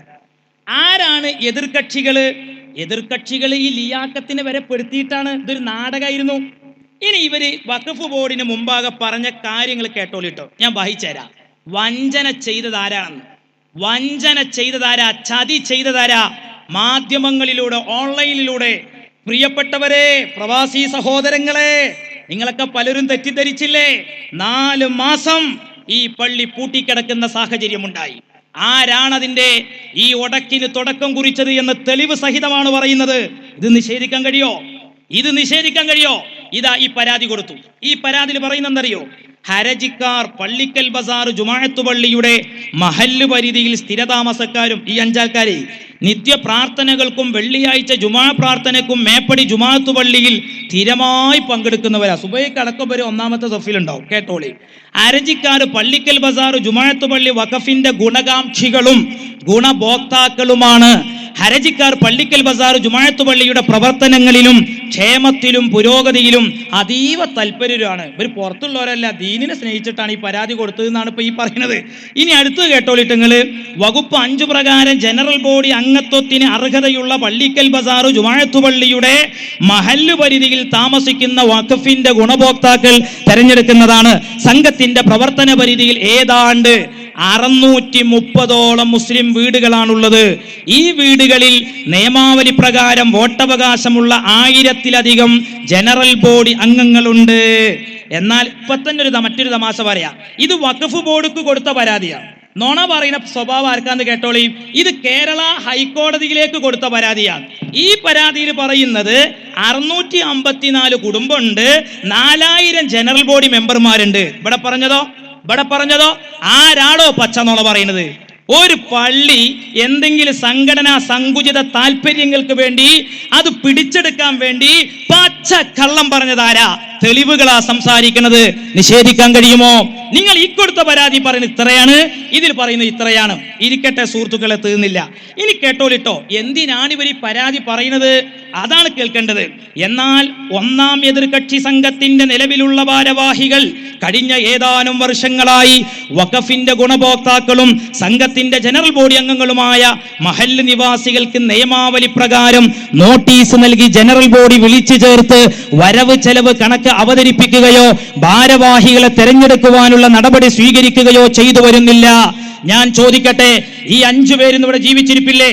അള്ളാഹുവിനെ പിടിച്ച് നിങ്ങൾക്ക് സത്യം ചെയ്യാൻ കഴിയുമോ? ഇവിടെ ജനറൽ ബോഡി വിളിച്ചു ചേർത്തിട്ടില്ല എന്ന് പറഞ്ഞിട്ട് പച്ച കള്ളമല്ലേ നിങ്ങൾ കൊടുത്തത്? അതിന്റെ തെളിവ് ഞാൻ അടുത്തതായിട്ട് എടുത്തു ധരിക്കാൻ പോവുകയാണ്. ഇനി കേട്ടോളി നിങ്ങൾ സുഹൃത്തുക്കളെ, അങ്ങനെ ചെയ്തു വരുന്നില്ല. അതിനു പകരമായി തങ്ങളുടെ പാർശ്വവർത്തികളായ ഏതാനും വ്യക്തികളെ സ്വകാര്യമായി വിളിച്ചു ചേർത്ത് ജനറൽ ബോഡി വിളിച്ചു ചേർത്തതായി രേഖയുണ്ടാക്കി തങ്ങൾക്കിഷ്ടമുള്ള ആളുകളെ ഭാരവാഹികളായി നിശ്ചയിച്ച് വെക്കുകയാണ് ചെയ്യുന്നത്. ഇത് ചേളാരി സമസ്ത ഒപ്പിച്ച പണിയാണ്. ഈ 5 ആളുകളെ കൊണ്ട് പരാതി കൊടുപ്പിച്ചത് ചേളാരി സമസ്തന്റെ ആളുകളാണ്. കമ്മിറ്റിക്കെതിരെ സെക്രട്ടറി ഓലാള അവരെ വരെ എതിർകക്ഷിയിലാക്കി ചേർത്തുകൊണ്ടാണ് പരാതി പോയത്. ഇനി കേട്ടോളിയും, യഥാർത്ഥത്തിൽ ജനറൽ ബോഡി വിളിച്ചു ചേർക്കുകയോ തെരഞ്ഞെടുപ്പ് നടത്തുകയോ ചെയ്തിരുന്നില്ല. ഇനി തീർന്നില്ല. 27/3/2009 കൊല്ലം പിടിച്ചോളിയും. 27/3/2010, 18/3/2011, 16/3/2012, 22/12/2013 എന്നീ തീയതികളിൽ സംഘത്തിന്റെ ജനറൽ ബോഡി യോഗം ചേർന്നതായും ഭാരവാഹികളെ തെരഞ്ഞെടുത്തതായും ഇവർ മിനിറ്റ്സ് ബുക്കിൽ രേഖപ്പെടുത്തിയിട്ടുള്ളതായി ഹർജിക്കാർ മനസ്സിലാക്കുന്നു. അതൊക്കെ കള്ളത്തരത്തിലൂടെ കമ്മിറ്റി ചെയ്തതാണ്. എങ്കിൽ ആ കള്ളത്തരത്തിന് കൂട്ടുന്നതാരാ? ഒന്നിൽ ഇയാക്കത്തലിയല്ലേ? ആ കള്ളത്തരത്തിന് കൂട്ടു നിൽക്കുന്നത് ഇയാക്കത്തലിയല്ലേ? അയാളല്ലേ സെക്രട്ടറി ആയിട്ടുള്ളത്. ഇനി സുഹൃത്തുക്കളെ, യഥാർത്ഥത്തിൽ ജനറൽ ബോഡി വിളിച്ചു ചേർക്കുകയോ ഭാരവാഹികളെ തെരഞ്ഞെടുക്കുകയോ വരവ് ചെലവ് കണക്ക് അവതരിപ്പിക്കുകയോ ഒന്നും തന്നെ ഉണ്ടായിട്ടില്ല. ഇനി ഇതിന്റെ ശേഷമുള്ളതും പറയുന്നതറിയോ? സമയദൈർഘ്യം പറയുന്ന ആശയം പറയാം. അതുകൊണ്ട് ഈ പള്ളിന്റെ വഖഫ് സ്വത്തൊക്കെ നഷ്ടപ്പെടാൻ സാധ്യതയുണ്ട്. ഇക്കമ്മറ്റിനെ ഏൽപ്പിച്ചു കഴിഞ്ഞാൽ ഇവരാകെ തരികിടയാണ്. അതുകൊണ്ട് ബഹുമാനപ്പെട്ട വഖഫ് ബോർഡ് എന്ത് ചെയ്യണം? ഇവിടെ ജനറൽ ബോഡി വിളിച്ചു ചേർക്കണം എന്ന് പറഞ്ഞ് ബോർഡിലേക്കൊരു കത്ത് കൊടുത്തു. സുഹൃത്തുക്കളെ, സഹോദരങ്ങളെ, തീർന്നില്ല. അങ്ങനെയാണ് ബോർഡിൽ നിന്ന് ഇലക്ഷൻ നടത്താനുള്ള കത്ത് വരുമ്പോൾ ആ കമ്മിറ്റി മജീദ് കന്തമുണ്ട്. അപ്പൊ അടുത്ത മീറ്റിംഗിൽ ലിയാഖത്തലിനോട് ചോദിച്ചു, മജീദ്ക്ക, കമ്മിറ്റിപ്പെട്ട ആർക്കെങ്കിലും അതായിട്ട് വല്ല ബന്ധമുണ്ടോ ചോദിച്ചു. അപ്പോ അയലുമ കയറിയ മാതിരി എന്ന് പറഞ്ഞു. ഒരു വ്യക്തതല്ല. അപ്പൊ ഒന്നാണ് കുഴയുന്നത്. അപ്പൊ പറഞ്ഞത് ജനാധിപത്യ രാജ്യല്ലേ, ഇഷ്ടമുള്ളവർക്ക് കേസ് കൊടുത്തുകൂടെ. അപ്പൊ തിരിഞ്ഞ അസുഖം. പിന്നെ ഈ സെക്രട്ടറി ചെയ്യുന്ന എന്താ നിങ്ങൾ മനസ്സിലാക്കി? ഈ ഒന്നിച്ചു പോകുന്ന 10-10 പോകുന്ന ഒരു കമ്മിറ്റി, ഇതിന്റെ ഉള്ളിൽ സെക്രട്ടറി സ്ഥാനം ഒരു പള്ളി പിടിച്ചെടുക്കേണ്ട കാര്യം ഞങ്ങൾക്കില്ലല്ലോ. സുഹൃത്തുക്കളെ, ആ മുഅദ്ദിൻ ഇതാ ഇന്ന് ഈ പള്ളിയിലെ മുഅദ്ദിനാണ്. 10 കൊല്ലം അയാൾ പള്ളിക്കൽ ബസാർ പള്ളിയിൽ മുഅദ്ദിനായി സേവനം ചെയ്ത ആളാണ്. ഞാൻ അദ്ദേഹത്തോട് ചോദിച്ചു, അപ്പോൾ സുഹൃത്തുക്കളെ നിങ്ങൾ ആലോചിച്ച് നോക്കണം, ആ കൊല്ലത്തില് ഈ പള്ളിയുടെ സെക്രട്ടറി, അദ്ദേഹത്തിന്റെ പേര് ലിയാഖത്താണ്, എനിക്ക് അയാൾ അറിയില്ല. ആ സെക്രട്ടറി ഈ മുഅദ്ദിനെ വിളിച്ചിട്ട് പറഞ്ഞു അത്രേ, ഈ വർഷം അത് വായിക്കാൻ പാടില്ല. അപ്പൊ കത്ത് കിട്ടിയിട്ടില്ല, ശരിയാണ്. പിന്നീടാണ് കത്ത് കിട്ടുന്നത്. അങ്ങനെ ഇത് വായിക്കാൻ പാടില്ലെന്ന വിവരം സെക്രട്ടറി പറഞ്ഞിട്ടുണ്ട് എന്ന് പറഞ്ഞ് മജീദ് പ്രസിഡന്റാണ്. പ്രസിഡന്റിനോട് പറഞ്ഞപ്പോൾ പ്രസിഡന്റ് പറഞ്ഞു, കമ്മിറ്റിയിൽ അങ്ങനെ ഒരു തീരുമാനമില്ലല്ലോ. സഹോദരങ്ങളെ, അതിന് തൊട്ടു മുമ്പുള്ള കമ്മിറ്റിയിൽ അങ്ങനെ ഒരു തീരുമാനം എടുത്തിട്ടുണ്ടോ? അല്ലെങ്കിൽ ഞാൻ ചോദിക്കട്ടെ, എങ്ങനെയാണ് സെക്രട്ടറി ഏകപക്ഷീയമായിട്ട് ആ നിലപാട് പറയുക? ഇനി വേണ്ട, അതിലിപ്പോ ഞങ്ങളെ സംബന്ധിച്ചിടത്തോളം ഒരു കാര്യം, ഞങ്ങൾക്ക് അതുകൊണ്ട് ബറക്കത്തെടുക്കാൻ ചേളാരി മൊല്ലമാരുടെ ഫത്വ ഞങ്ങൾക്ക് ആവശ്യമില്ല. അത് ഞങ്ങൾ പറഞ്ഞതല്ലേ, നിങ്ങൾ ആരും അതിൽ ബറക്കത്തെടുക്കണ്ട, അതിൽ അത്രയേ ഉള്ളൂ. അത് വിശ്വാസമുള്ളവരെടുത്താൽ മതി. പക്ഷെ സുഹൃത്തുക്കളെ, ഞാൻ ചോദിക്കട്ടെ, എന്തിനാണ് ഇവിടെ നിങ്ങൾ തെറ്റിദ്ധരിപ്പിച്ചത്? ഈ പ്രസിഡന്റ് അറിഞ്ഞോ സെക്രട്ടറി ചെയ്യേണ്ട പണി എന്താണ്? ഒരു ശരി, ഇനിയിപ്പോ ഞങ്ങൾ പറയുന്നില്ല, സ്വാഭാവികമായിട്ട് അത് ഇനി വായിച്ചു പോകുന്നത് ശരിയാ. ഇങ്ങനെ ഒരു കൂട്ടർക്ക് അതിനോട് എതിർപ്പുണ്ടെങ്കിൽ വായിക്കേണ്ടതില്ല എന്ന് നിങ്ങൾ കമ്മിറ്റിയിൽ പറയുകയാണെങ്കിൽ അത് തീരുമാനിക്കാൻ ഞങ്ങൾ തയ്യാറായിരുന്നു. പക്ഷെ എന്തുകൊണ്ടൊരു ചർച്ച കമ്മിറ്റിയിൽ വന്നിട്ടില്ലല്ലോ? അതുകൊണ്ട് മജീദ് സാഹിബ് പറഞ്ഞു ഇത് അവസാനത്തെ വെള്ളിയാഴ്ചയാണ്. അത് ഞാൻ അദ്ദേഹത്തോട് ചോദിച്ചു, എന്നാ അത് ആ ആഴ്ച വായിക്കേണ്ടെന്ന് വെച്ചിട്ട് അടുത്ത ആഴ്ചയിലേക്ക് നീട്ടിയാൽ പോരെ? അപ്പൊ അദ്ദേഹത്തിനോട് പറഞ്ഞത്, ഉസ്താദേ ഇനിയൊരു വെള്ളിയാഴ്ച റബീഉൽ അവ്വൽ വരാനില്ല എന്നതാണ്. അതുകൊണ്ടത് വായിക്കാൻ പറഞ്ഞു. സുഹൃത്തുക്കളെ, സഹോദരങ്ങളെ, അങ്ങനെ ആ കത്ത് അവിടെ വായിച്ചു. അപ്പൊ പിറ്റത്തെ വെള്ളിയാഴ്ച ഇവര് ചെയ്ത പണി എന്താ? ഇവര് ചെയ്ത പണി, കാരണം സുഹൃത്തുക്കളെ, ഞങ്ങളെ സംബന്ധിച്ചിടത്തോളം ഹബീബ് റസൂലുള്ളാഹി സ്വല്ലല്ലാഹു അലൈഹി വസല്ലമയുമായി ബന്ധപ്പെട്ടതൊക്കെ ഞങ്ങൾക്ക് വലിയ ആദരവാണ്. പിന്നെ അതുകൊണ്ട് ബറക്കത്തെടുക്കുന്നതിന് ഇസ്ലാമിക മാനദണ്ഡം എന്താണ്? അത് ഞങ്ങളിട്ട് പഠിച്ചിട്ടുണ്ട്. അതാരും ഞങ്ങൾക്ക് നിങ്ങൾ കിതാബ് ഓതി തരേണ്ട കാര്യമില്ല. അതുകൊണ്ടാണ് നിങ്ങൾ ആലോചിച്ചൊക്കെ. പിന്നെ അയാൾ ഇവിടെ ഒരു തമാശ കൂടെ പറഞ്ഞ്, എങ്ങനെ മനുഷ്യന്മാർക്ക് ഇങ്ങനെയൊക്കെ ആവാൻ കഴിയണത്? അയാൾ പറയാണ് സമസ്ത കേരള ജമിയത്തുൽമ പഠിച്ചു. ഏതപ്പ ഇവരെ സമസ്താര്യങ്ങള്? ഈ ഫൈസും ഈ അനൗൺസറും. ഇവരൊക്കെ പഠിച്ചാൽ ഇറങ്ങി അങ്ങനെ തന്നെ ഉണ്ടാവുക. എന്നിട്ട് പറയാണ് ഇപ്പൊ അത് ഓൾക്ക് ബോധ്യപ്പെട്ടുകൊണ്ട് തിരിച്ചു കൊടുക്കാൻ തീരുമാനിച്ചിരിക്കുന്നത്. നിങ്ങൾ അറിഞ്ഞിരിക്കണ തമാശ? നമ്മളെ മർക്കസിലുള്ള തബറുക്കിന്റെ ഷെയറൊക്കെ തിരിച്ചു കൊടുക്കാൻ തീരുമാനിച്ചിരിക്കുന്നത്. അത് മാത്രല്ല അയാൾ പറഞ്ഞത്, ഈ കൊല്ലത് പ്രദർശിപ്പിക്കാതിരുന്നത് എന്തേ? ഇങ്ങനെ പറയണം. ചെങ്ങായിമാരെ, ഞങ്ങൾ ഈ പ്രാവശ്യം മർക്കസ് പോയിട്ട് ആ കുപ്പി വാങ്ങിയിരുന്ന് കൈപ്പൊക്കിക്കാണി കണ്ടങ്ങള്, താത്തിക്കാളി. ഇത് തന്നെയാണ് ഇവരെ പരിപാടി. കല്ല് വെച്ച നുണ പറയാം. സുഹൃത്തുക്കളെ, സഹോദരങ്ങൾ, ഇനി നോക്ക്, നിങ്ങൾ തീർന്നില്ല. അങ്ങനെ ഈ വിഷയം അടുത്ത വെള്ളിയാഴ്ച വന്നപ്പോൾ വേറൊരു കത്ത് ഓല കമ്മിറ്റി കൊടുക്കാണ്. ഓല മദ്രസ കമ്മിറ്റിയുടെ സെക്രട്ടറി കത്ത് കൊടുത്തു. ആയിക്കോട്ടെ, വായിക്കാം. പക്ഷെ വായിച്ചു നോക്കുന്ന സമയത്ത് എന്താ എനിക്ക് ആ പ്രയോഗം നടത്താൻ പറ്റില്ല. ഈ തിരുകേശത്തിനെതിരെ മോശമായൊരു പ്രയോഗം നടത്തിയിട്ട് അത് തെറ്റാണ്, അത് ശരിയല്ല എന്ന് വിശദീകരിക്കുന്ന ഒരു പരിപാടി. സ്വാഭാവികമായിട്ട് നിങ്ങൾ ആലോചിച്ച് നോക്കി, പ്രശ്നം ഉണ്ടാക്കിയത് ആരാ? ഞാൻ ആ കത്ത് കൊടുക്കുമ്പോൾ ഞാൻ അറിഞ്ഞത് അഷ്റഫ് എന്ന വ്യക്തിയാണ് ആ സെക്രട്ടറി എന്നാണ് എനിക്കറിയാൻ സാധിച്ചത്. എനിക്ക് അയാൾ അറിയില്ല. ഞാൻ ആ മോദിനോട് പറഞ്ഞു, അയാൾ കൊടുക്കുമ്പോൾ ഒന്നുകൂടെ പറഞ്ഞു തരേ, കാതറോലിയരെ നിവൃത്തികേട് കൊണ്ട് തരികയാണ്, താല്പര്യം ഉണ്ടായിട്ടല്ല. അതിൻ്റെയൊക്കെ നല്ല അവർക്കൊക്കെ അറിയാം ഇതിവിടെ ഒരു സമ്മർദ്ദം. ഞാൻ ചോദിക്കട്ടെ, അതല്ലേ പ്രശ്നത്തിന് കാരണം? അപ്പൊ മോദിൻ എന്ത് പറഞ്ഞു? അയാൾ പറഞ്ഞു ഇത് വായിക്കാൻ പ്രയാസമുണ്ട്. അപ്പൊ സെക്രട്ടറി പറഞ്ഞു, ലിയാഖത്ത് എന്ന് പറയുന്ന സെക്രട്ടറി പറഞ്ഞത്രേ, കഴിഞ്ഞ ആഴ്ച നിങ്ങൾ പ്രസിഡന്റ് പറഞ്ഞിട്ടല്ലേ കത്ത് വായിച്ചത്, ഇപ്പൊ സെക്രട്ടറി പറഞ്ഞിട്ട് കത്ത് വായിച്ച് നിങ്ങൾ വായിച്ചോളൂ, നിങ്ങൾക്ക് അത് ബാധിക്കൂല.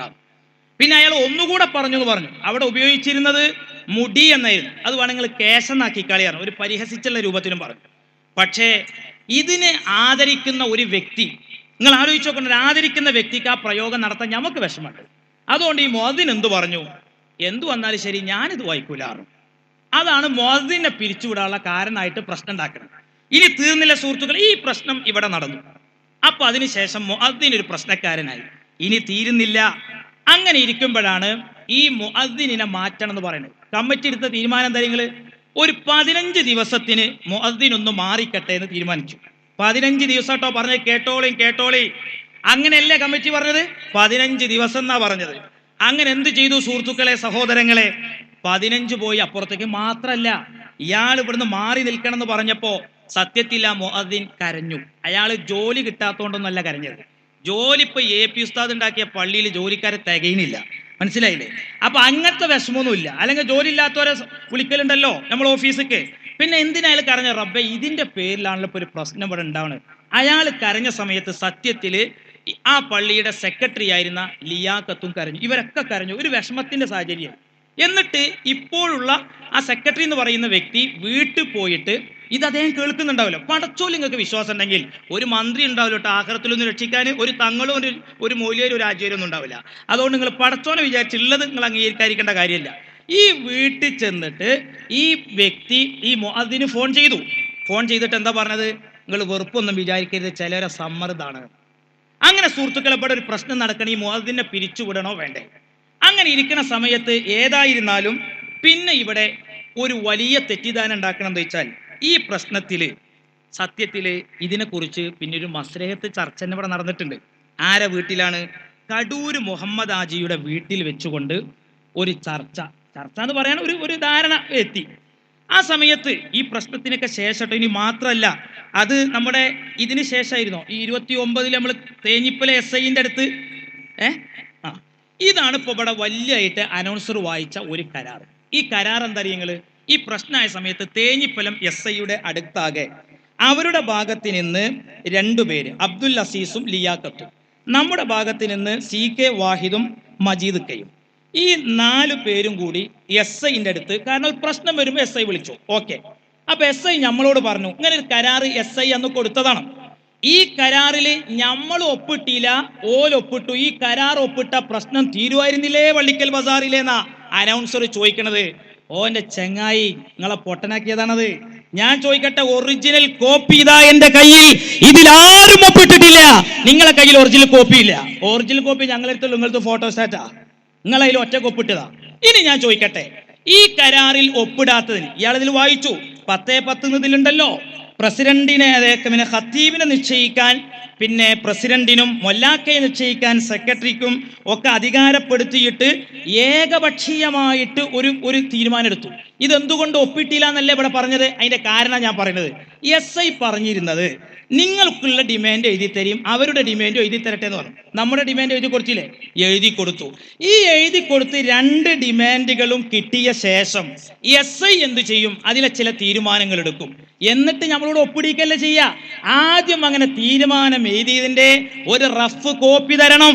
അങ്ങനെ റഫ് കോപ്പി നമുക്ക് വായിക്കാൻ തന്നതിന്റെ ശേഷം പിന്നീട് അത് സ്റ്റാമ്പ് പേപ്പറിലേക്ക് എഴുതാൻ പറ്റുള്ളൂ. പക്ഷേ സുഹൃത്തുക്കളെ, അങ്ങനെ റഫ് കോപ്പി നമുക്ക് കിട്ടിയിട്ടുണ്ടോ? ഇല്ല. ഇതങ്ങോട്ട് കൊടുത്തിട്ട് ഒപ്പിട്ടാളി എന്ന് പറഞ്ഞാൽ ഇദ്ദേഹം ഒരു പ്രസിഡന്റാണ്. സുഹൃത്തുക്കളെ, നിങ്ങൾ പറ, എങ്ങനെ നമുക്ക് അതിൽ ഒപ്പിടാൻ കഴിയും? ഇനി മാത്രമല്ല, ഇതിലെടുത്ത തീരുമാനം നോക്കൂ നിങ്ങൾ. ഇതൊക്കെ ആരുണ്ടാക്കിയതാ? പള്ളി കമ്മിറ്റിയുടെ മിനിറ്റ്സ് ഇവിടെ ഉണ്ടല്ലോ. ഞാൻ വെല്ലുവിളിക്കുകയാണ്. ആ മിനിറ്റ്സിൽ എവിടെയെങ്കിലും നിങ്ങൾക്ക് വായിച്ചു തരാൻ പറ്റുമോ?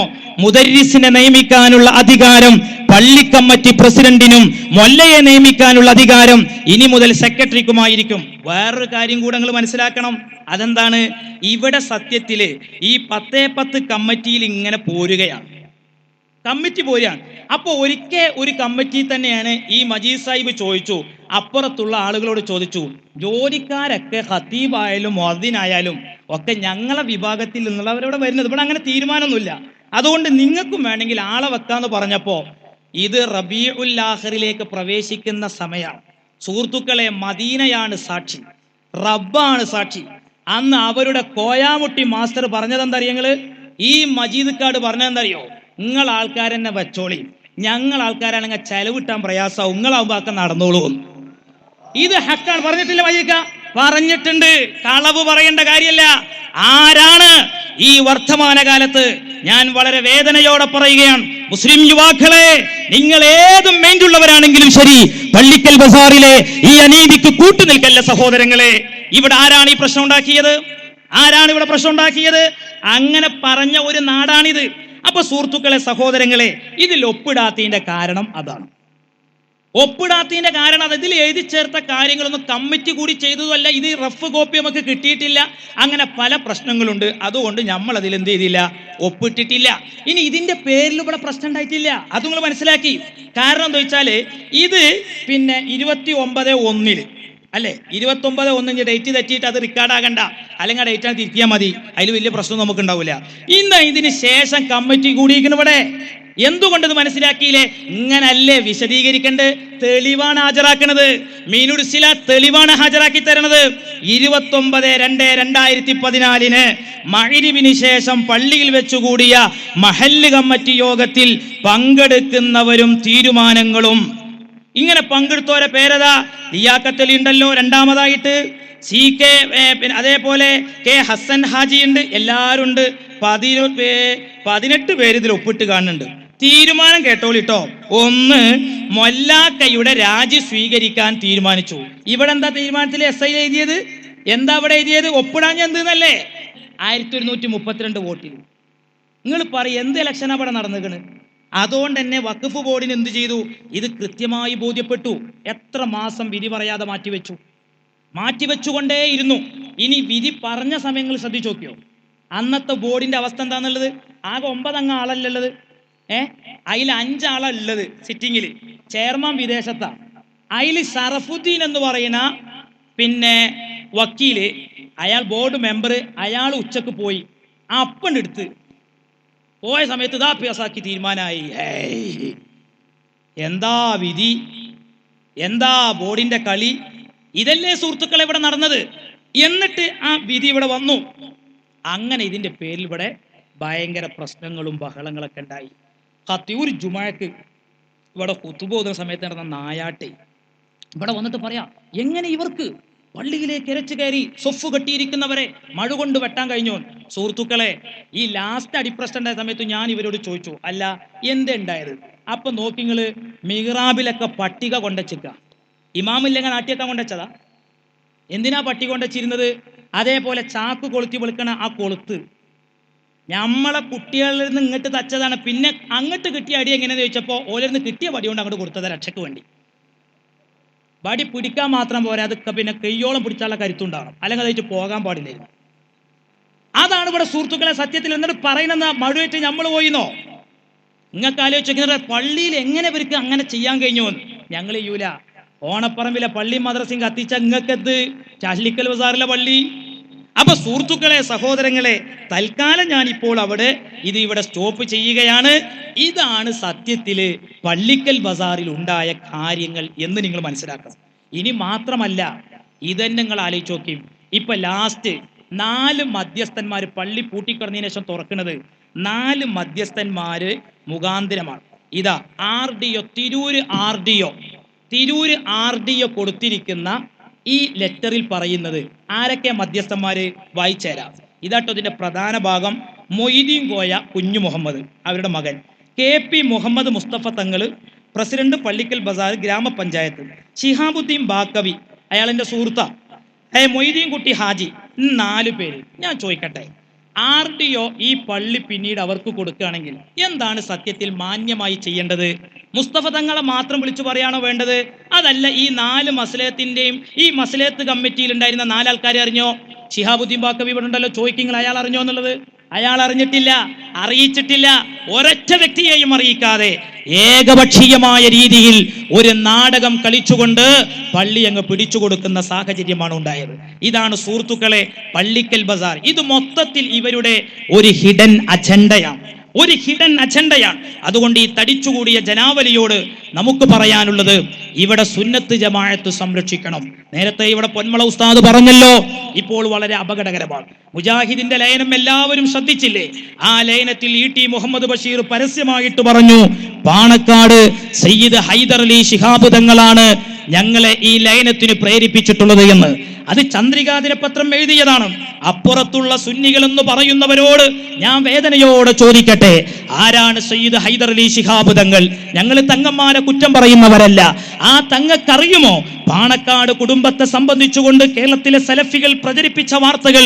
സുഹൃത്തുക്കളെ, ജിദ്ദ ഇസ്ലാഹി സെന്റർ പുറത്തിറക്കിയ ഒരു ഡോക്യുമെന്ററി ഞാൻ നിങ്ങൾക്ക് തരാം. അതിൽ പാണക്കാട് കൊടപ്പനക്കൽ തറവാട് കാണിക്കുന്നുണ്ട്. അത് ശിർക്കിന്റെ കൂടാരമായിട്ട് അവതരിപ്പിക്കുന്നുണ്ട്. മാത്രമല്ല സുഹൃത്തുക്കളെ, ഈ വേദിയിലുണ്ടല്ലോ മഹാനായ മർഹൂം EK ഹസൻ ഉസ്താദിന്റെ പൊന്നുമോന്. നേരത്തെ പറഞ്ഞില്ലേ, ഈ പുളിക്കലിൽ വിഘടിത വിഭാഗം നടത്തിയ സമ്മേളന നഗരിക്ക് ചരിത്രത്തിൽ ആദ്യമായിട്ട് EK ഹസൻ മൗലവിയുടെ പേരും കൊടുത്തിരുന്നു.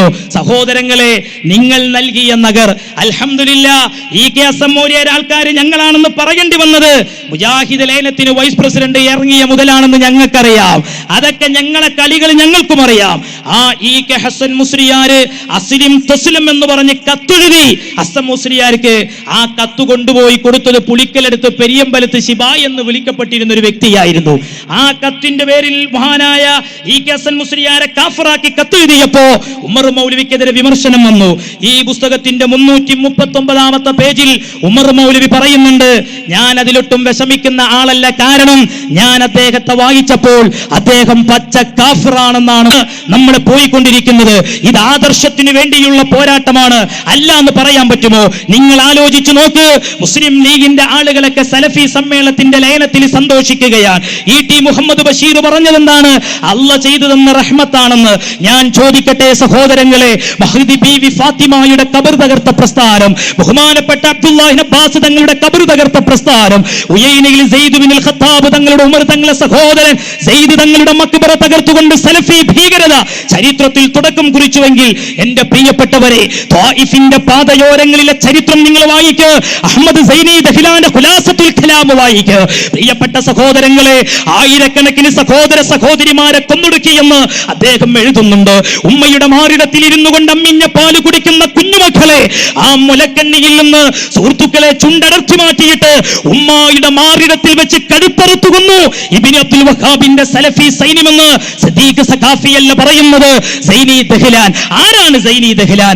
1304 വഫാത്തായ ഹറമൈനിയുടെ ആധികാരിക ചരിത്ര പണ്ഡിതനല്ലേ അദ്ദേഹം? അദ്ദേഹമല്ലേ കൃത്യമായിട്ടറിയുന്നത് ആ സലഫി പ്രസ്ഥാനത്തിന്റെ ഐക്യത്തിന് വേണ്ടി പ്രവർത്തിച്ചത് ചേളാരി സമസ്തയുടെ വൈസ് പ്രസിഡന്റ് ആണെങ്കിൽ മുസ്ലിം ലോകം തിരിച്ചറിഞ്ഞു. മഹാനരായ താജുൽ ഉലമയുടെ ആണ്ട് നടക്കുന്ന സമയമാണ്. 89 താജുൽ ഉലമ ഇറങ്ങിപ്പോന്നത് എന്തിനാണ്? ദീർഘവീക്ഷണത്തോടുകൂടെ എല്ലാം തെളിഞ്ഞു കഴിഞ്ഞു. പകൽ വെളിച്ചം പോലെ തെളിഞ്ഞു കഴിഞ്ഞു.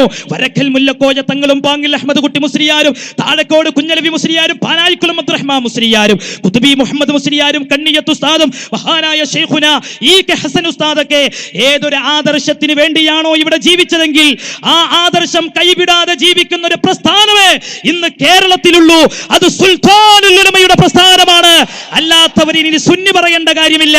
അല്ലെങ്കിൽ നിങ്ങൾ പറ, നാളെ ഇറങ്ങുന്ന ഒരു മലയാള പത്രത്തില് അരവരി നിങ്ങൾ എഴുത്, സ്വന്തം പ്രസ്ഥാനത്തിന്റെ വൈസ് പ്രസിഡന്റായ സമസ്തയുടെ വൈസ് പ്രസിഡന്റ് എങ്ങനെയാണ് സുഹൃത്തുക്കളെ മുജാഹിദ് പ്രസ്ഥാനത്തെ എതിർക്കാൻ വേണ്ടി ഉണ്ടാക്കിയ സമസ്ത, ബിദ്അത്തിനെ എതിർക്കാൻ വേണ്ടി ഉണ്ടാക്കിയ സമസ്ത, ആ സമസ്ത ആ പ്രസിഡന്റ് എങ്ങനെയാണ് മുജാഹിദീങ്ങളെ ഒന്നിപ്പിക്കാൻ വേണ്ടി പോവുക? അതുകൊണ്ടാണ് നിങ്ങൾക്ക് സ്വന്തമായി പള്ളി വിട്ടു തരാൻ സുന്നികൾക്ക് കഴിയാത്തത്.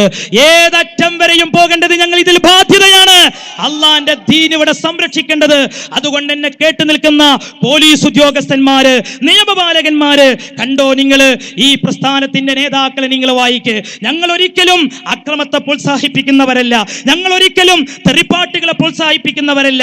പ്രിയപ്പെട്ട സുഹൃത്തുക്കളെ, സഹോദരങ്ങളെ, മാന്യമായ രീതിയിലാണ് ഞങ്ങളുടെ സകല പ്രതിഷേധങ്ങളും.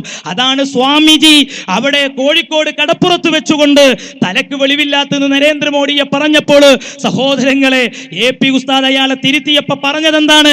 ഇവിടെയും ചിലർ പറഞ്ഞില്ലേ BJP പോലെയുള്ള ആളുകളെ എതിർക്കാതിരിക്കാൻ ആരൊക്കെയോ കാണാതായതിന്റെ കേസ് ഒളിപ്പിച്ചു വെക്കാനാണെന്ന്. ഇന്ന് സോഷ്യൽ മീഡിയ വായിക്കുന്നവർക്കറിയാം മുസ്ലിം ലീഗിന് BJPയെ വിമർശിക്കാൻ പരിധികളുണ്ടെന്ന് പറഞ്ഞത് ആരാണ്? പ്രിയപ്പെട്ടവരെ, തേജുകളിൽ വന്ന് വർഗീയതക്കെതിരെ പറയുകയും നിങ്ങൾ ഒരു കാര്യം കൂടെ മനസ്സിലാക്ക്. ഇവിടെ തിരുവനന്തപുരത്ത് വന്നുകൊണ്ട് ഒരാൾ പറഞ്ഞു ഇന്ത്യയിലെ മുസ്ലിമീങ്ങളൊക്കെ പാകിസ്ഥാനിലേക്ക് പോകണമെന്ന് പറഞ്ഞ്. ഞാൻ ചോദിക്കട്ടെ, ഇന്ന് ഞങ്ങളെ വർഗീയത ആരോപിക്കുന്നവര്, സംഘപരിവാർ ശക്തികളുടെ കുടലൂത്ത് നടത്തുകയാണ് ഞങ്ങളെന്ന് പറയുന്നവരോട് ഞാൻ ഒരൊറ്റ കാര്യം ചോദിക്കട്ടെ, അങ്ങനെ ഒരു വ്യക്തി പ്രസംഗിച്ചു പോയിട്ട് എന്തുകൊണ്ടാണ് പ്രിയപ്പെട്ടവരെ ഈ സമുദായത്തിന്റെ പൊതു പ്ലാറ്റ്ഫോം ആയിട്ട് പറയുന്ന ആളുകൾക്ക് നിങ്ങൾക്ക് പരിമിതിയുണ്ടല്ലേ? നിങ്ങൾക്കറിയാം ആ പരിമിതി എന്താണെന്ന് ഞങ്ങൾക്കറിയാം. രാത്രികാലങ്ങളിൽ അവരുടെ അരമനയിൽ കയറിയിറങ്ങുകയും പകല് വെളിച്ചത്തിൽ അവരെ എതിർക്കുകയും ചെയ്യുന്നത് എന്തുകൊണ്ടാണ്? കഴിഞ്ഞ നിയമസഭാ ഇലക്ഷനിൽ കേരളത്തിലെ ന്യൂനപക്ഷം പ്രിയപ്പെട്ടവരെ ഇടതുപക്ഷത്തെ പിന്തുണച്ചത് എന്ന് ചോദിച്ചാൽ നിങ്ങൾക്ക് പരിമിതികളുണ്ട്. നിങ്ങൾക്ക് സമുദായ സേവനമല്ല ആവശ്യമുള്ളത്, നിങ്ങൾക്ക് കാര്യലാഭങ്ങൾ മാത്രമാണ്. സാമുദായ സേവനം നിങ്ങൾക്ക് ലക്ഷ്യമായിരുന്നെങ്കിൽ 1991 സാക്കിർ നായിക്ക് ബോംബാസ്ഥാനമായി പ്രവർത്തിച്ചു കൊണ്ടിരിക്കുന്ന IRF കേന്ദ്രീകരിച്ച് ദയവ് ചെയ്തുകൊണ്ടിരിക്കുന്ന സാക്കിർ നായിക്കിനെതിരെ ഒരു പ്രശ്നം വന്ന സമയത്ത് പ്രിയപ്പെട്ടവരെ കേരളത്തിലെ മുസ്ലിം ലീഗിന്റെ പാർട്ടി നേതാക്കൾ തെരുവിലേക്ക് ഇറങ്ങി എല്ലാവരും കണ്ടതാണ്. ഞങ്ങളുടെ നേതാവ് UAPയെ ചുമത്തുന്നതിനെ സംബന്ധിച്ച വ്യക്തമായ നിലപാട്. കഴിഞ്ഞ അന്താരാഷ്ട്രം ഒരിക്കലും ഈ വിഷയത്തിൽ സത്യവും അസത്യവും തമ്മിലുള്ള ഒരു പോരാട്ടമാണ്. ബഹുമാനപ്പെട്ട പൊന്മുള ഉസ്താദ് നേരത്തെ പറഞ്ഞതുപോലെ അതുകൊണ്ട് എന്റെ സഹോദരങ്ങളോട് നിങ്ങളുടെ പ്രാർത്ഥനയുണ്ടായിരിക്കണം. മുസ്ലിമീങ്ങൾ ഏറ്റവും അധികം സങ്കടപ്പെടുന്ന നാളുകളിൽ ഇവിടെ ഏക സിവിൽ കോഡ് നടപ്പിലാക്കാൻ വേണ്ടി വ്യഗ്രത കൊള്ളുന്ന ഒരു സന്ദർഭത്തിൽ പ്രിയപ്പെട്ടവരെ മുസ്ലിം ലീഗിനോട് മാന്യമായി ഞങ്ങൾക്ക് പറയാനുള്ളത്, നിങ്ങൾ മാന്യമായ നിലപാടുകൾ സ്വീകരിക്കുക. ഈ സമുദായത്തിന്റെ രക്ഷക്കാണ് നിങ്ങൾ നിൽക്കേണ്ടത്. ഈ സമുദായത്തിൽ പ്രശ്നങ്ങൾ ഉണ്ടാക്കുകയല്ല വേണ്ടത്. അകന്നു നിന്നിരുന്ന 2 വിഭാഗം മുജാഹിദുകളെ 18 ഇത്രത്തോളം വിഷയങ്ങളിൽ തർക്കമുണ്ടായിരുന്ന മുജാഹിദുകളെ ഒരു തർക്കവും തീർക്കാതെ ഒന്നിപ്പിക്കാൻ നിങ്ങൾ കാണിച്ച താല്പര്യം, അതിന്റെ 100% താല്പര്യം എന്തേ ഈ സാമുദായിക പ്രസ്ഥാനം രണ്ട് സുന്നികളെ ഒന്നിപ്പിക്കുന്ന കാര്യത്തിൽ ഇല്ലാത്തത്? ഞങ്ങളുടെ നേതാവ് പറഞ്ഞല്ലോ, സുൽത്താനുൽ ഉലമ പറഞ്ഞല്ലോ, ഖലീൽ ബുഖാരി തങ്ങൾ പറഞ്ഞല്ലോ, സംഘടനാ നേതാക്കൾ പറഞ്ഞല്ലോ, സുന്നി ഐക്യം, അതിന് ഞങ്ങൾ തയ്യാറാണ്. ആ ഐക്യമാണ് പള്ളിക്കൽ ബസാറിൽ വേണ്ടത്. അതിന് വഹാബികളെ മാറ്റിവെക്കുക, മൗദൂദികളെ മാറ്റിവെക്കുക. എന്റെ പ്രിയപ്പെട്ട അഹ്ലുസ് സുന്ന വൽ ജമാഅയുടെ വിശ്വാസികളെ, നമ്മൾ ഒറ്റക്കെട്ടായി നിൽക്കണം. ഈ രാജ്യത്ത് വിദഅത്ത് വളരാൻ അനുവദിച്ചുകൂടാ. ആശയപരമായിട്ട് അവരുടെ ആശയങ്ങൾ നിങ്ങൾ പഠിച്ചാൽ ഭീകരതയാണ് അവർ ഈ ലോകത്ത് സൃഷ്ടിക്കുന്നത് എന്ന് നമുക്ക് എല്ലാവർക്കും അറിയാം. ലോകത്തെ ആദ്യത്തെ പുത്തൻവാദി പ്രസ്ഥാനമായിട്ടുള്ള പ്രിയപ്പെട്ട പ്രാസ്ഥാനിക നേതാക്കളെ, അഹ്ലുസ് സുന്ന വൽ ജമാഅയുടെ ഖാദിമീങ്ങളായ പ്രവർത്തകരെ, ഇനി ഇവിടെ സംസാരിക്കേണ്ട വിഷയം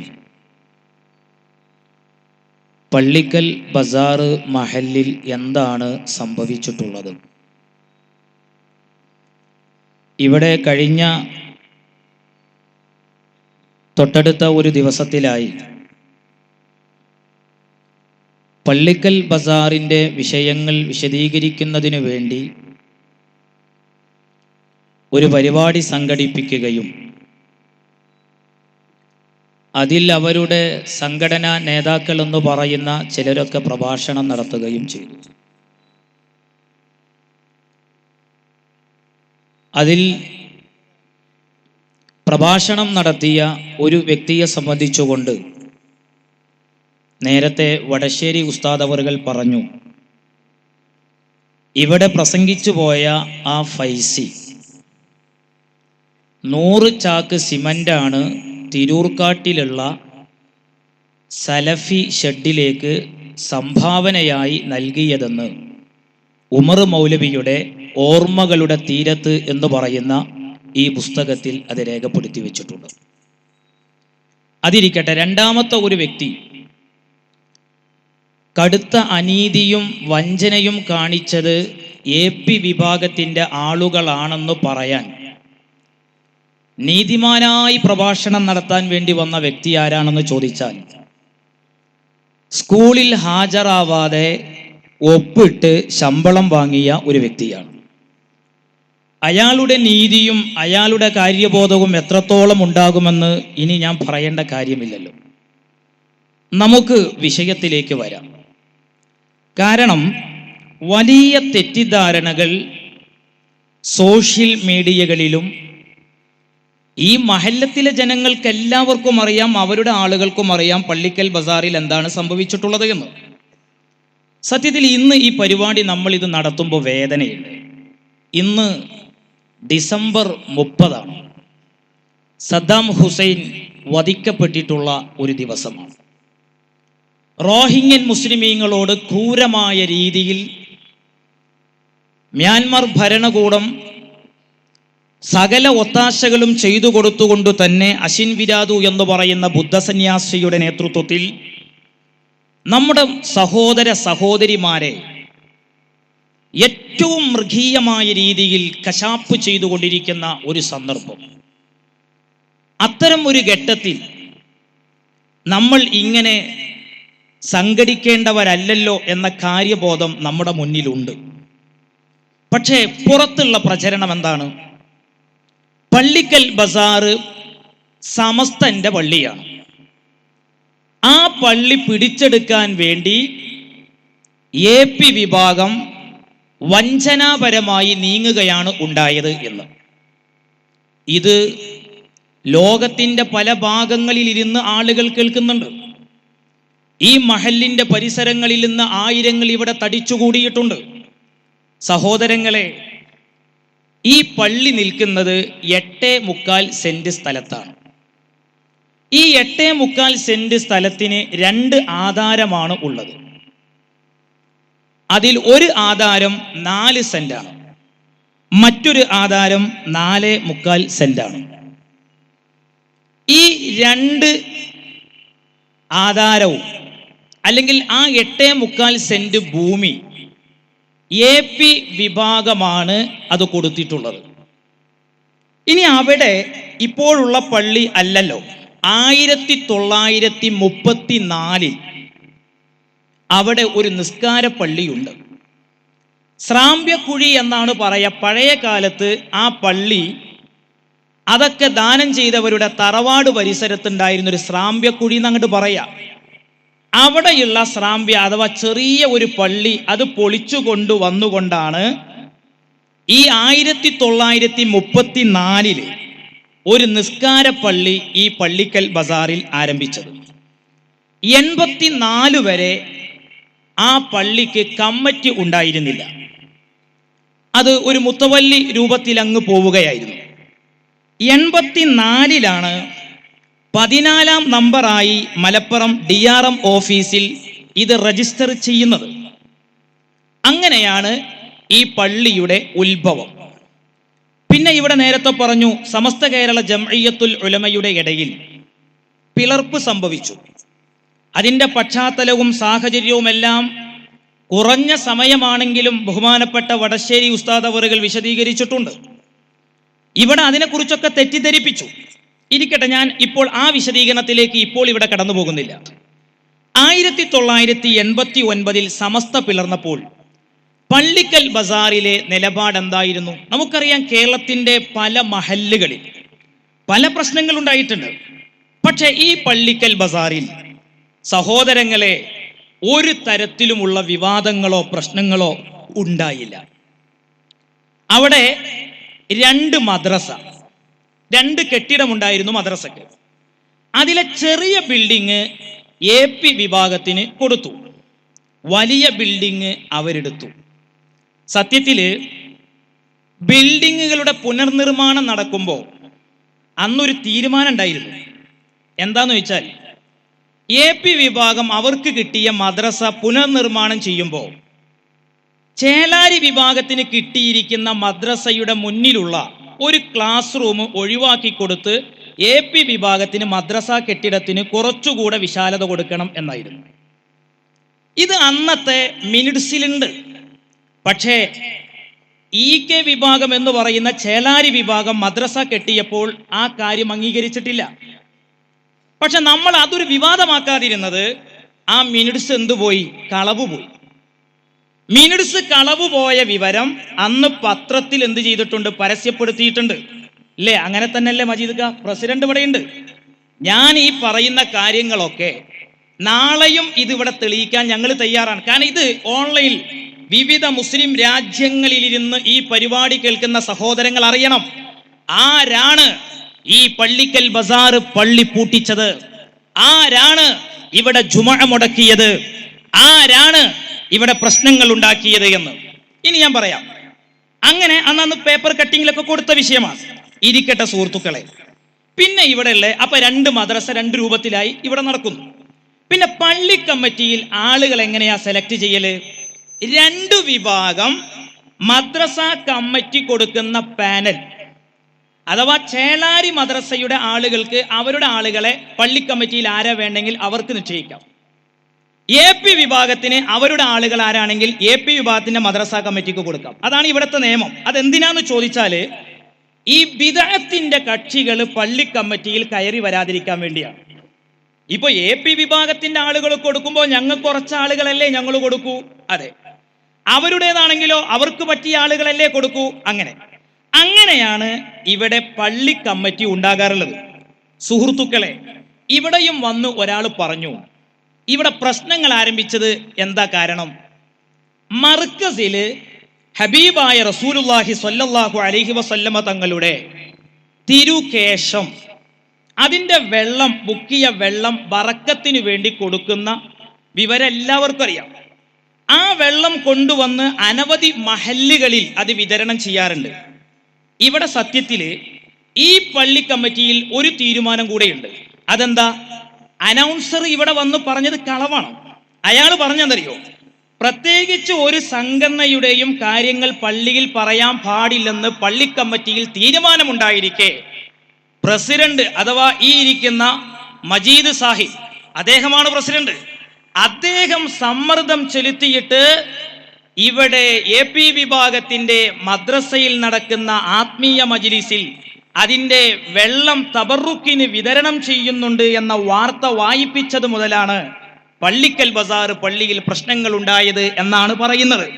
ഞാൻ അനൗൺസർ വിടട്ടെ, അത് ഇവിടുന്ന് പറഞ്ഞു കൊടുത്ത വിവരമായിരിക്കും. ഞാൻ അപ്പുറത്തുള്ളവരോട്, പടച്ചോൽ നിങ്ങൾക്കൊരു വിശ്വാസം ഉണ്ടെങ്കിൽ സുഹൃത്തുക്കളെ, എത്ര വർഷമായി ഈ കത്ത് ഇവിടെ വായിക്കുന്നത്?